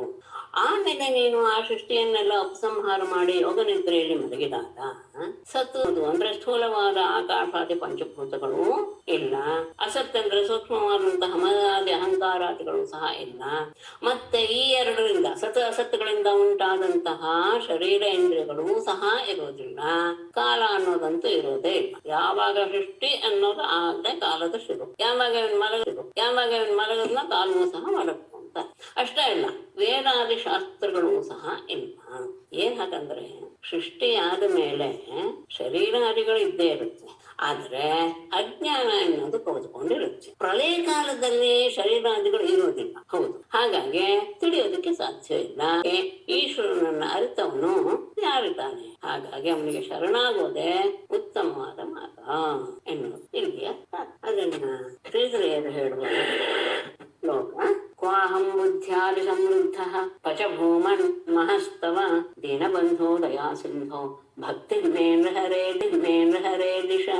ಬುದ್ಧ್ಯಾದಿ ಸಮೃದ್ಧ ಅಹಂ ಕ್ವ ಭೂಮನ್ ತವ ಮಹಃ ಕ್ವಚ ದೀನಬಂಧೋ ದಯಾ ಸಿಂಧೋ ನೃಹರೇ ಮೇ ಭಕ್ತಿಂ ದಿಶಾ. ಈ ಬುದ್ಧಿ ಮೊದಲಾದವುಗಳಿಂದ ನಾನು ಒಂದು ಸಂಕುಚಿತನಾಗಿಬಿಟ್ಟಿದ್ದೇನೆ. ಅಂತಹ ಅದಕ್ಕೆ ಸೀಮಿತವಾದಂತಹ ನಾನಲ್ಲಿ ಭೂಮನ್ ಸರ್ವವ್ಯಾಪಿಯಾದ ಪರಮಾತ್ಮನೇ ತವ ಮಹಃ ಕ್ವಚ, ನಿನ್ನ ಮಹಿಮೆ ಎನ್ನುವುದು ಎಷ್ಟು ದೊಡ್ಡ. ನಾನು ಸಂಕುಚವಾದಂತಹ ಮನಸ್ಸನ್ನ ಬುದ್ಧಿಯನ್ನು ಹೊಂದಿದ್ದೇನೆ, ನೀನು ವಿಶಾಲವಾದಂಥವನು. ಹಾಗಾಗಿ ದೀನರ ಬಗ್ಗೆ ಅತ್ಯಂತ ಕಳಕಳಿ ಇರುವ ದಯಾ ಸಮುದ್ರನಾದಂತಹ ನೃಹರೇ ಸಿಂಹನೇ ನನಗೆ ಭಕ್ತಿಯನ್ನ ತೋರಿಸು, ಭಕ್ತಿ ಮಾರ್ಗವನ್ನ ಉಪದೇಶು. ಹೋಗ್ಲಿ, ಜ್ಞಾನವೇ ಯಾಕೆ ಆಗೋದೇ ಇಲ್ವೇ, ಪಡ್ಕೊಳಕ್ಕೆ ಆಗೋದಿಲ್ವೇ ಅಂದ್ರೆ ಇಲ್ಲ, ಅದು ಸ್ವಲ್ಪ ಕಷ್ಟ. ಯಾಕೆ ಅಂದ್ರೆ ಉಪದೇಶ ಮಾಡುವವರಲ್ಲಿಯೇ ಒಂದಷ್ಟು ಭ್ರಮೆಗಳಿದ್ದು ಹೋಗಿದೆ. ಹಾಗಾಗಿ ಒಬ್ಬೊಬ್ಬರು ಒಂದೊಂದು ರೀತಿಯಾಗಿ, ಒಂದೊಂದು ಶಾಸ್ತ್ರಕ್ಕವರು ಒಂದೊಂದು ರೀತಿಯಾಗಿ ಪರಮಾತ್ಮನನ್ನ ತಿಳಿಸಕ್ ಹೊರಟ್ರೆ ನಮ್ಮ ಬುದ್ಧಿ ಏನಾಗ್ಬಿಡುತ್ತೆ, ಅತ್ಯಂತ ಏನು ಅಲ್ಲೋಲ ಕಲ್ಲೋಲವಾಗಿ ಬಿಡುತ್ತೆ. ಹಾಗಾಗಿ ಭಕ್ತಿನೇ ಸರಿ ಅಂತ ಮುಂದೆ ಹೇಳ್ತಾರೆ. ಯಾರು ಏನೇನ್ ಹೇಳ್ತಾರೆ, ಜನಿಮ ಸತಃ ಸತೋ ಮೃತಿಂ ಆತ್ಮನಿ ಏಷ ವಿಧಾಂ ವಿಪಣಮೃತಂ ಸ್ಮರಂತಿ ಉಪದಿಶಂತಿ ತ ಆರುಪಿತೈಃ ಉಪದಿಶಂತಿ ತ ಆರುಪಿತೈಃ ತ್ರಿಗುಣಮಯ ಪುಮಾನಿತಿ ಭಿದಾ ಯರಬೋಧ ಕೃತ ತ್ವಯಿನ ತತಃ ಪರತ್ರ ಸ ಭವೇದ್ ಅವಬೋಧರಸೆ. ಮೇಡಮ್, ಹಿಂದಿನ ಶ್ಲೋಕದಲ್ಲಿ ಆಧ್ಯಾತ್ಮಿಕ ಮತ್ತೆ ಆದಿದೈವಿಕ ದೇವತೆಗಳು ಗಣ ಅಂತ ಹೇಳಿದ್ರಲ್ವಾ, ಅದರ ಅರ್ಥ ಏನು? ಅಂದ್ರೆ ದೇವಗಣಗಳು ಅಂದ್ರೆ ಮೊದಲು ಹುಟ್ಟಿದವರು ಸನಕಾದಿಗಳು, ಅವರು ಆಧ್ಯಾತ್ಮಿಕ ದೇವತೆಗಳು. ಆಮೇಲೆ ಹುಟ್ಟಿದವರೆಲ್ಲರೂ ಈ ದೇವತೆಗಳು, ಮರೀಚಾದಿ ದೇವತೆಗಳು ಸಹ ಇಂದ್ರಿಯಾದಿಗಳಿಗೆ ದೇವತೆಗಳು ಅಂದ್ರೆ ಅಧಿದೇವತೆಗಳು. ಹಾಗಾಗಿ ಆಧ್ಯಾತ್ಮಿಕ ಅಂದ್ರೆ ಸನಕಾದಿಗಳು ಅಂತ ಇಟ್ಕೊಳ್ಬಹುದು. ಅದಾದ್ಮೇಲೆ ಬಂದವರೆಲ್ಲ ಸರಿ. ಅಸತಃ ಜನಿಂ ಸತಃ ಮೃತಿಂ ಉತ ಏಷ ಆತ್ಮನಿ ಭಿದಾಂ ವಿಪಣಂ ಋತಂ ಸ್ಮರಂತಿ ತೇ ಆರುಪಿತೈಃ ಉಪದಿಶಂತಿ ತ್ರಿಗುಣಮಯಃ ಪುಮಾನ್ ಇತಿ ಭಿದಾ ಯತ್ ತ್ವಯಿ ಅಬೋಧಕೃತ ತತಃ ಪರತ್ರ ಅವಬೋಧರಸೆ ನ ಭವೇತ್. ಅಸತಃ ಜನಿಂ, ಇಲ್ಲಿ ಜ್ಞಾನ ಎನ್ನುವುದು ಸುಲಭವಲ್ಲ. ಯಾಕೆಂದ್ರೆ ಬೇಕಾದ ಶಾಸ್ತ್ರಗಳು ಇದಾರಲ್ಲ, ತಿಳಿಸ್ಕೊಂಡು ಹೋಗಲ್ಲ ಅಂದ್ರೆ ಇಲ್ಲ. ಒಬ್ಬೊಬ್ರು ಒಂದೊಂದ್ ತರ ಹೇಳ್ತಾರೆ. ಏನಂತ, ಈ ವೈಶೇಷಿಕರು ಅಂತ ಇದ್ದಾರೆ, ತಾರ್ಕಿಕರು. ಅವ್ರು ಹೇಳ್ತಾರೆ ಅಸತಃ ಜನಿಂ, ಮೊದಲು ಏನೂ ಇರ್ಲಿಲ್ಲ, ಆಮೇಲೆ ಹುಟ್ಕೊಂತು. ಅಸತ್ ಮೊದಲು ಸತ್ತಲ್ಲ, ಅದು ಘಟ ಸತ್ತಲ್ಲ, ಆಮೇಲೆ ಅದು ಹುಟ್ಟಿತು ಅಂತ. ಜಗತ್ತು ಮೊದಲು ಇರ್ಲಿಲ್ಲ, ಅಸತ್ತಾದಂತಹ ಜಗತ್ತು ಉತ್ಪತ್ತಿ ಆಯ್ತು ಅಂತ ವೈಶೇಷಿಕಾದಿಗಳು ಹೇಳ್ತಾರೆ. ಅಂದ್ರೆ ಉತ್ಪತ್ತಿಗೆ ಮೊದಲು ಅದು ಇರ್ಲಿಲ್ಲ ತಾನೆ, ಯಾವುದೇ ಒಂದು ವಸ್ತು ಉತ್ಪತ್ತಿಗೆ ಮೊದಲು ಇರಲ್ಲ ಅದು. ಹಾಗಾಗಿ ಅವರ ಪ್ರಕಾರ ಜಗತ್ತು ಮೊದಲು ಅಸತ್ತು, ಅದು ಆಮೇಲೆ ಹುಟ್ಟಿತು. ಆಮೇಲೆ ಉಳಿದವರು ಹೇಳ್ತಾರೆ ಸತಃ ಏವ ಮೃತ್ಯುಂ, ಇರೋದೇ ನಾಶವಾಗುತ್ತೆ ಅಂತ ನೈಯಾಯಿಕರು ಹೇಳ್ತಾರೆ. ಈ ವೈಶೇಷಿಕರನ್ನು ನಾವು ತಾರ್ಕಿಕರು ಅಂತ ಹೇಳ್ಬಿಡ್ತೇವೆ, ಆದರೆ ನ್ಯಾಯ ವೈಶೇಷಿಕರು ಅಂತ ಎರಡು ಶಬ್ದವನ್ನು ಬಳಸ್ತಾರೆ. ವೈಶೇಷಿಕರು ಅಂದ್ರೆ ಈ ಕಾಣಾದರು, ಅಂದ್ರೆ 7 ಪದಾರ್ಥಗಳನ್ನು ಒಪ್ಪುವಂಥವರು ವೈಶೇಷಿಕರು. 16 ಪದಾರ್ಥಗಳನ್ನು ಹೇಳುವಂತಹವರು ನೈಯಾಯಿಕರು. ಇವರೇನ್ ಹೇಳ್ತಾರೆ ಅಂದ್ರೆ, ಈ ನೈಯಾಯಿಕರು ಇರೋದು ನಾಶವಾಗದೆ ಅಂತ ಅವ್ರು ಹೇಳ್ತಾರೆ. ಏನಿರೋದು ಅಂದ್ರೆ, ಈ ನೈಯಾಯಿಕರ ಪ್ರಕಾರ 21 ಪ್ರಕಾರದ ದುಃಖಗಳಿವೆಯಂತೆ ನಮಗೆ. ಅಂದ್ರೆ ಎಲ್ಲವೂ ದುಃಖ ಅಂತ ಹೇಳಿದ್ರೆ ನಾವು ಅನುಭವಿಸುತ್ತಲ್ವೋ, ನಮ್ಮ ದೇಹದಿಂದ ಹಿಡಿದು ಎಲ್ಲವೂ ದುಃಖ ಅಂತಾನೆ ಅವ್ರು ಪರಿಗಣಿಸ್ತಾರೆ. ಅದರ ನಾಶ ಇದೆಯಲ್ಲ, ಅದನ್ನೇ ಮೋಕ್ಷ ಅಂತ ಹೇಳ್ತಾರೆ ಅವರು ನೈಯಾಯಿಕರು. ಯಾವ್ದದು 21 ಪ್ರಕಾರದ ದುಃಖ ಅಂದ್ರೆ, ಇವರು ಹೇಳೋದು ಮೊದಲು 6 ಇಂದ್ರಿಯಗಳಿವೆಯಲ್ಲ, ಅಂದ್ರೆ 5 ಇಂದ್ರಿಯಗಳು, ಅದರ ಜೊತೆಗೆ ಮನಸ್ಸಿಲ್ಲದೆ ಇಂದ್ರಿಯಗಳು ಕೆಲಸ ಮಾಡೋದಿಲ್ಲ. ಹಾಗಾಗಿ ಮನಸ್ಸು 5 ಇಂದ್ರಿಯಗಳು. ಆಮೇಲೆ ಆ ಇಂದ್ರಿಯಗಳಿಗೆ ಬೇಕಾದಂತಹ ವಿಷಯಗಳು ಅಂದ್ರೆ ರೂಪ, ಶಬ್ದ, ಸ್ಪರ್ಶ ಇತ್ಯಾದಿ, ಅದು 6 ವಿಷಯಗಳು. ಆಮೇಲೆ ಗಮನಿಸಿ, ನಾವು ಕಣ್ಣಿನಿಂದ ನೋಡಿದ ಮೇಲೆ ಅದು ಮನಸ್ಸಿಗೆ ಹೋಗಿ ಅನುಭವಿಸುತ್ತಲ್ಲ, ಆ ಇಂದ್ರಿಯ ಜನ್ಯವಾದ ಜ್ಞಾನ ಎನ್ನುವುದು ಸಹ 6. ಎಷ್ಟಾಯ್ತು? 18 ಆಯ್ತು. ಆದ್ಮೇಲೆ ಈ ಶರೀರ, ಇದು ಒಂದು 19. ಆಮೇಲೆ ಈ ಶರೀರ ಪಡೆಯುವಂತಹ ಸುಖ ಮತ್ತು ದುಃಖ, ಇಷ್ಟನ್ನು ದುಃಖದಲ್ಲಿ ಒಟ್ಟು 21 ದುಃಖ ಅಂತ ತಗೊಂಡು ಅದೆಲ್ಲ ಇವೆ ಯಾರಿಗೆ? ಈ ಜೀವನಿಗೆ. ಅದರ ನಾಶವೇ ಮೋಕ್ಷ ಅಂತ ನೈಯಾಯಿಕರು ಹೇಳ್ತಾರೆ. ಅದು ಆದ್ಮೇಲೆ ಏಷ ಆತ್ಮನಿ ಭಿದಾಂ, ಈ ಸಾಂಖ್ಯಾದಿಗಳು ಏನ್ ಹೇಳ್ತಾರೆ, ಯಾವ ಸಾಂಖ್ಯಾದಿಗಳು ಆತ್ಮನಲ್ಲಿಯೇ ಭೇದವನ್ನ ತೋರಿಸ್ತಾರೆ. ಅಂದ್ರೆ ಜೀವ ಪರಮಾತ್ಮ ಎನ್ನುವಂತಹ ಭೇದವನ್ನ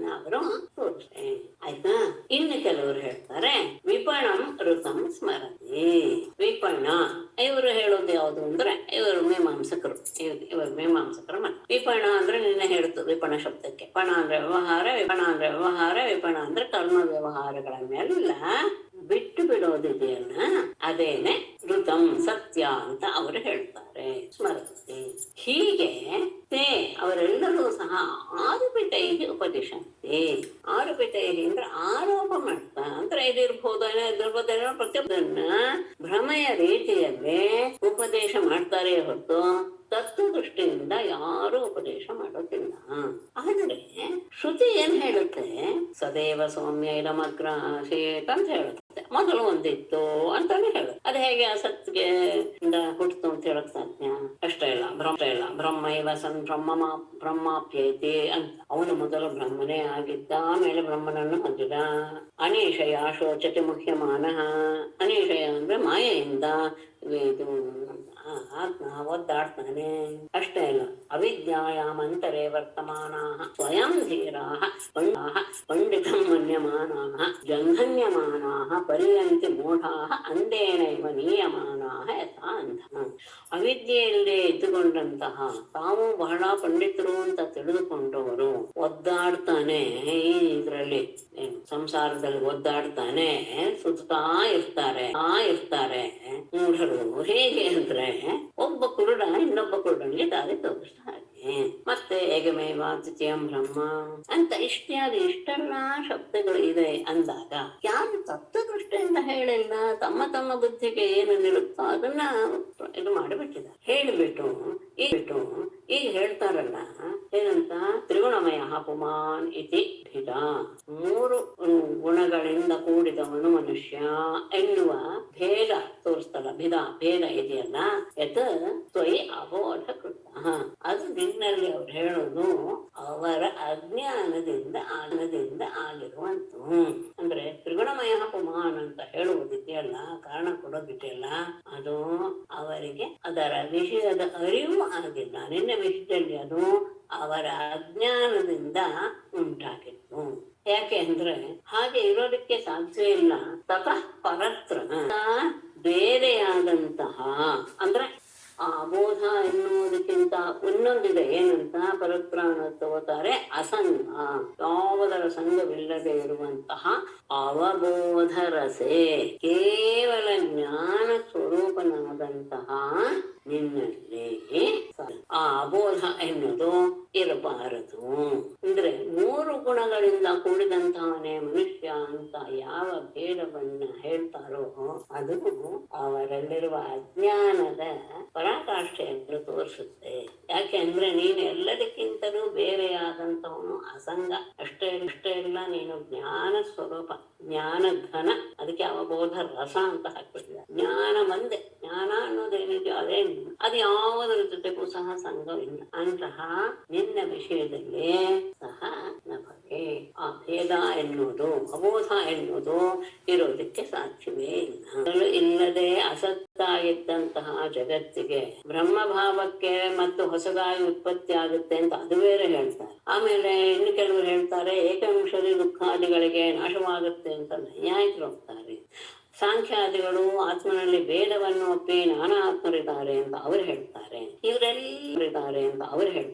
ಇವರೆಲ್ಲ ಆರೋಪಿತವಾದಂತಹ ನಾನಾ ಬಗೆಯ ಭ್ರಮೆಯಿಂದ ಜನರಿಗೆ ಬೋಧಿಸ್ತಾರೆ. ಆದರೆ ಇದೆಲ್ಲ ಹೇಗೆ ಅವರಲ್ಲಿ ಇರ್ತಾಯ್ತು ಅಂದ್ರೆ, ಪರಪುರುಷನಾದಂತಹ ನೀನು ತ್ರಿಗುಣಮಯನಾದವನು ಎನ್ನುವ ಭ್ರಮೆಯಿಂದ ಈ ಭೇದಾದಿಗಳನ್ನು ಅವರು ಕಲ್ಪಿಸಿಕೊಂಡಿದ್ದಾರೆ. ಇದು ಏನು ಹಾಗಾದ್ರೆ? ಇದು ಅವರಿಗಿರುವ ಅಜ್ಞಾನದ ಪರಾಕಾಷ್ಠೆ. ಆ ಅಜ್ಞಾನಕ್ಕಿಂತ ಆಚೆ ಇರುವಂತಹ ನೀನು ಏನು? ನಿಸ್ಸಂಗ ಮತ್ತು ಪ್ರಜ್ಞಾನ ಘನ.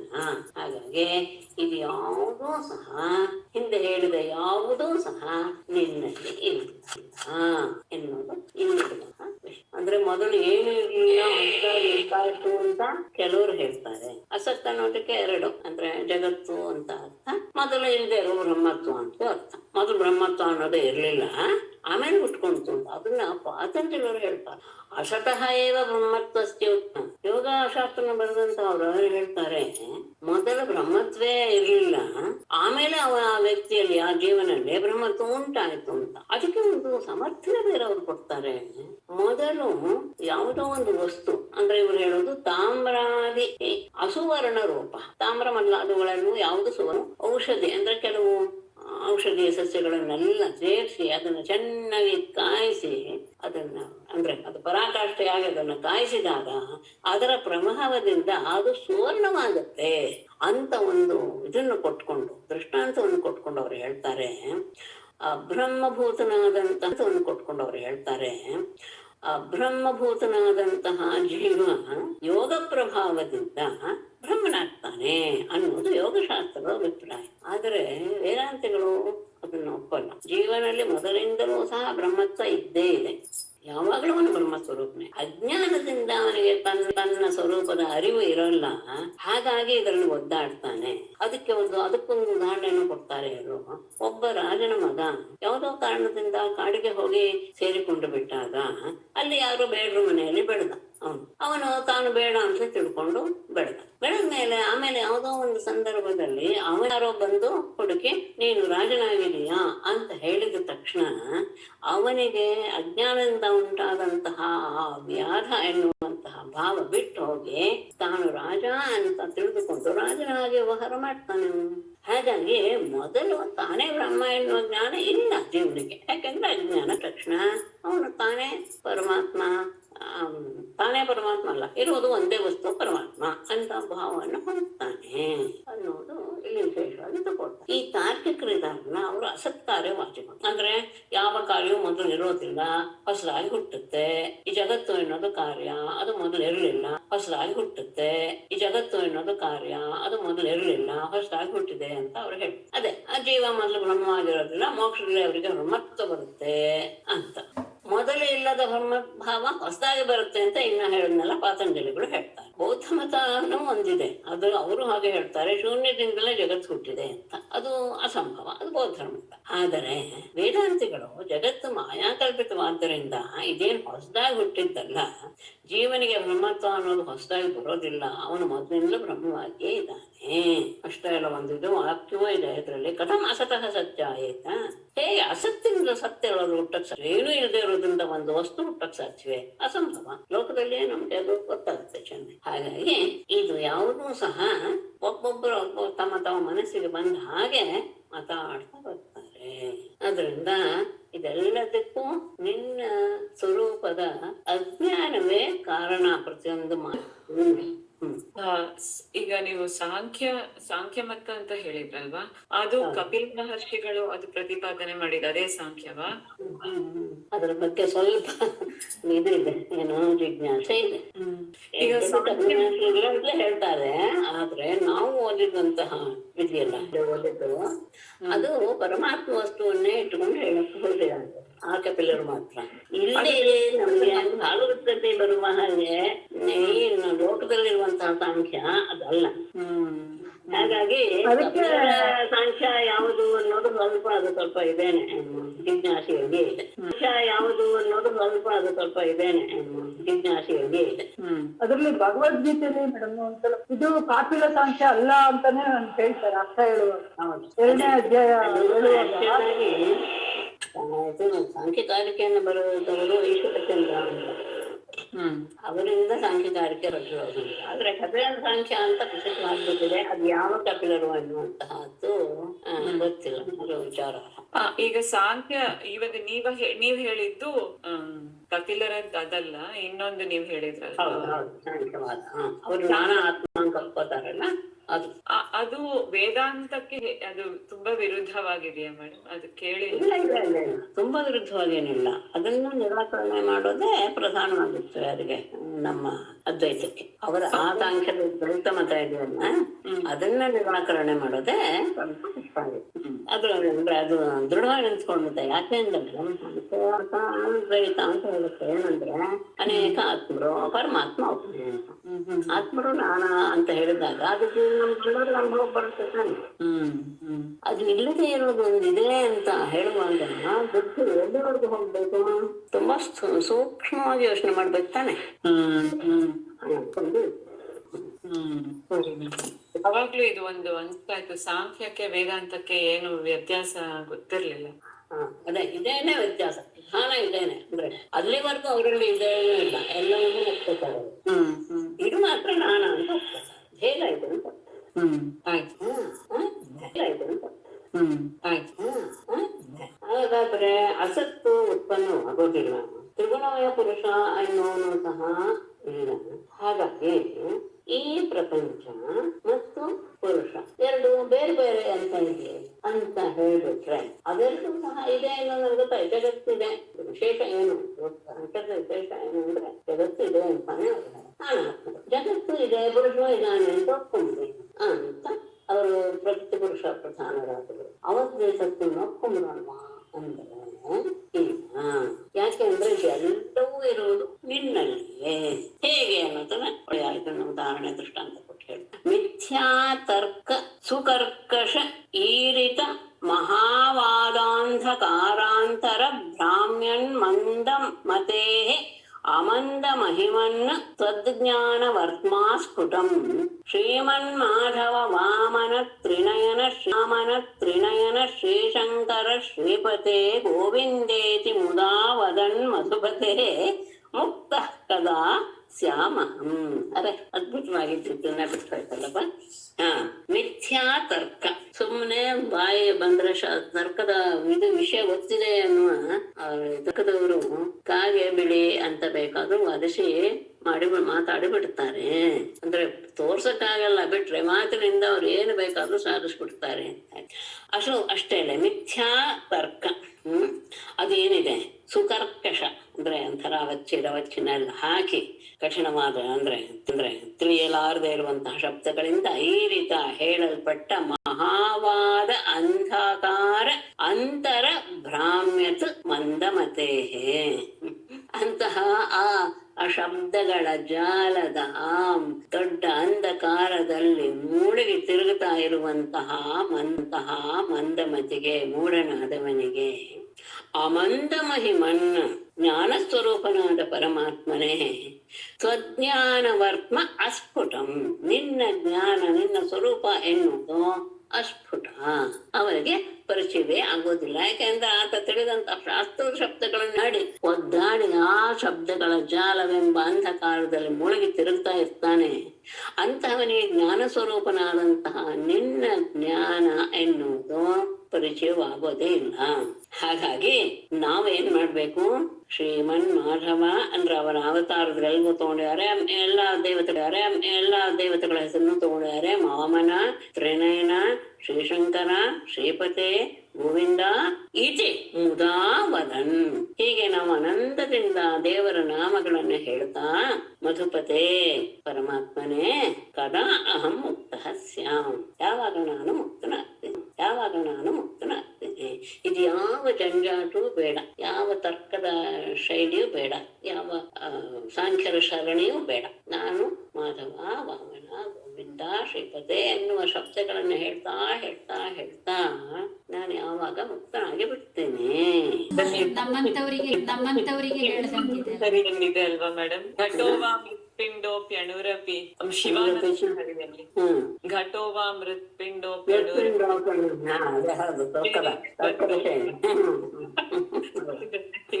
ಅದೇ ತಾತ್ಪರ್ಯ ಅಷ್ಟೇ.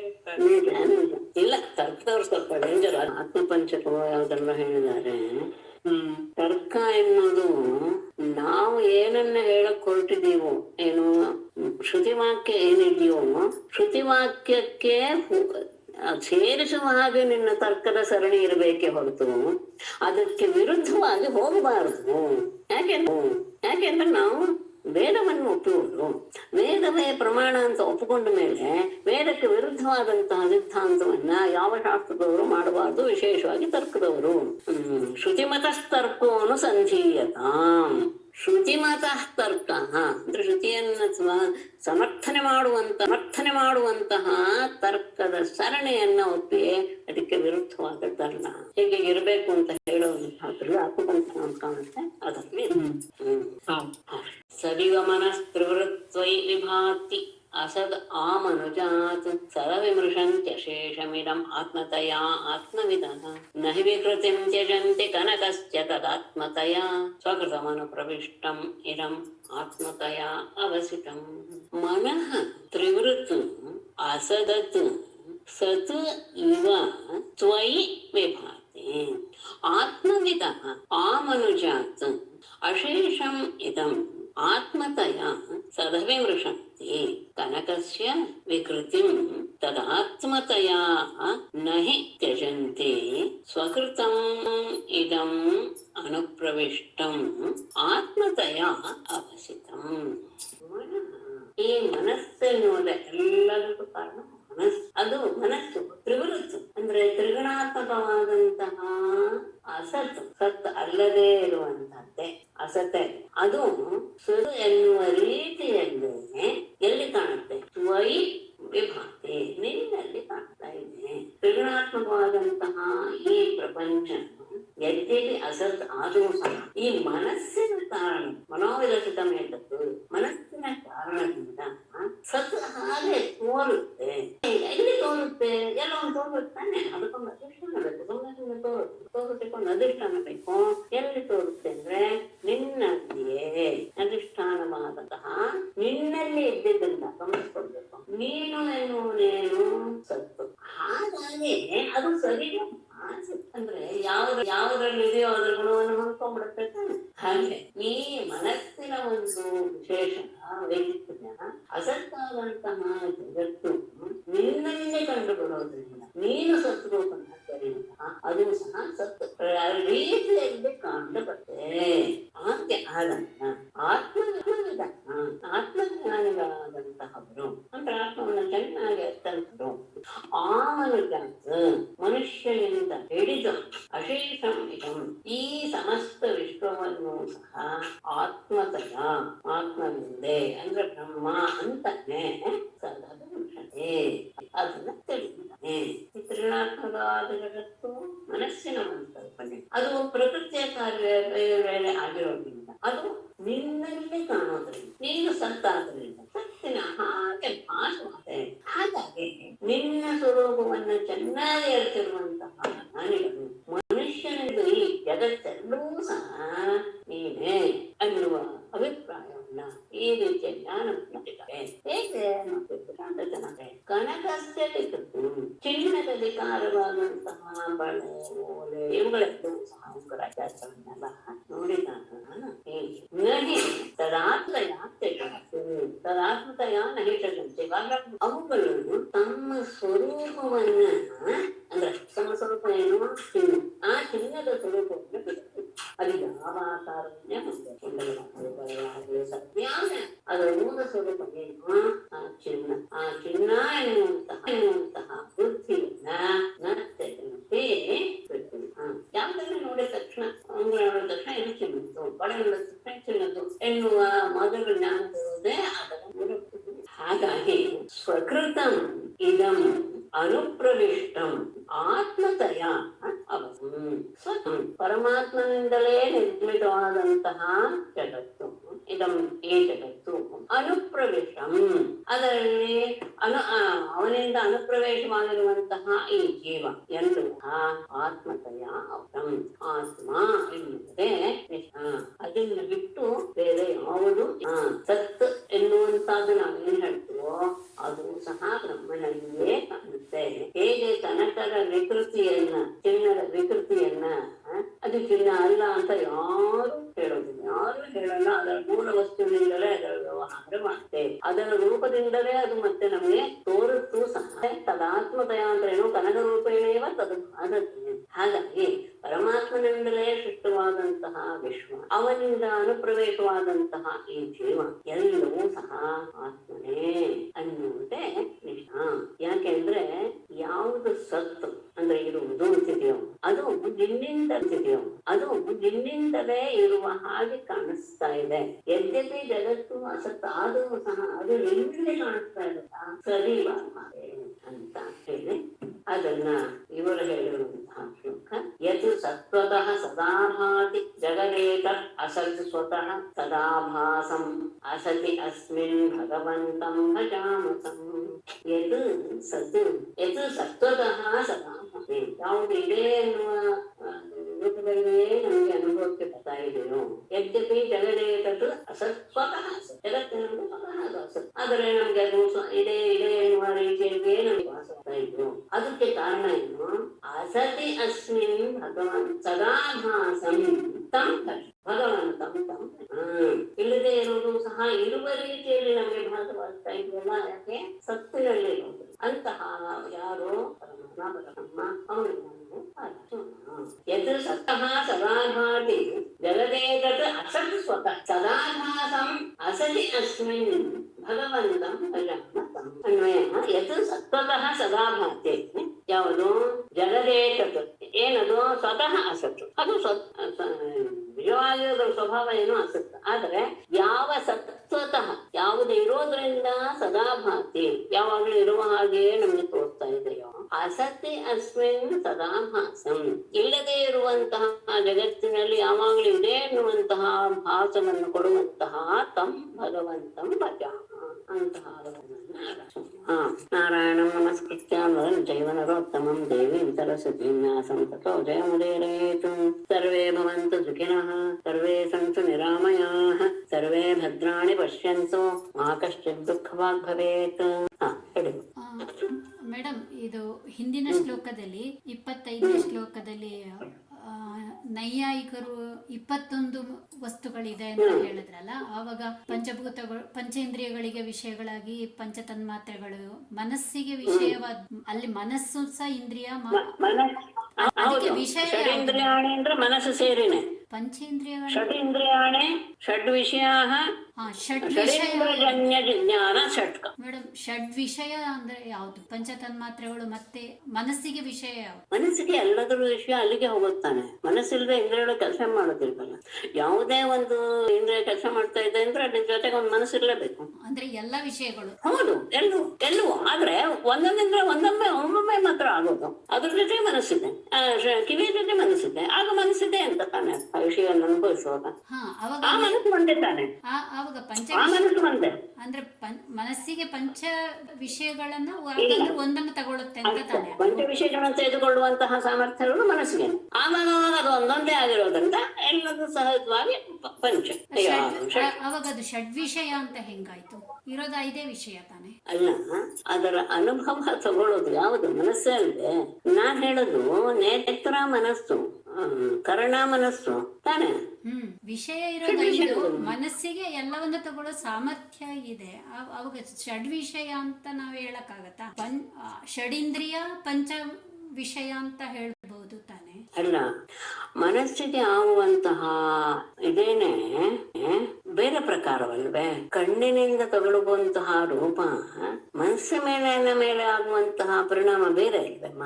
ಹೌದಾನೆ ಅಂತ ನಾನು ಹಾಗೆ ಯೋಚನೆ ಮಾಡ್ದೆ. ಅದ್ರ ಬಗ್ಗೆ ನೋಡೋಣ, ಸ್ವಲ್ಪ ವಿಚಾರ ಮಾಡ್ತೇನೆ. ಅಲ್ಲ ಮೇಡಮ್, ಇಂದ್ರಿಯಗಳ ಕೆಲಸ ಮಾಡ್ತಾ ಇದ್ದಾಗ ಮನಸ್ಸಿನ ಒಂದು ಭಾಗ ಮನಸ್ಸಿಗೆ ಅನುಭವ ಆಗತ್ತೆ. ಅಲ್ಲ, ಇಂದ್ರಿಯಗಳನ್ನ ನಾವು ಮುಚ್ಕೊಂಡಿದ್ರು ಅಂದ್ರೆ ಕಿವಿ ಕಣ್ಣೆಲ್ಲ ಮುಚ್ಕೊಂಡಿದ್ರು ಮನಸ್ಸಿನಲ್ಲಿ ಯೋಚನೆಗಳು ಹೋಗ್ತಾ ಇರ್ತಲ್ಲ, ಅದನ್ನ ವಿಷಯ ಅಂತ ತಗೋಬೋದಾ? ಮನಸ್ಸಿನ ವಿಷಯ ಅಂತ ಇಲ್ಲ. ನೀವು ವಿಷಯ ಅಂತ ಹೇಳಿದ ತಕ್ಷಣ ರೂಪರಸ ಗಂಧ ಸ್ಪರ್ಶನೇ ಶಬ್ದನೇ ತಗೋಬೇಕು ಅಲ್ವೇ?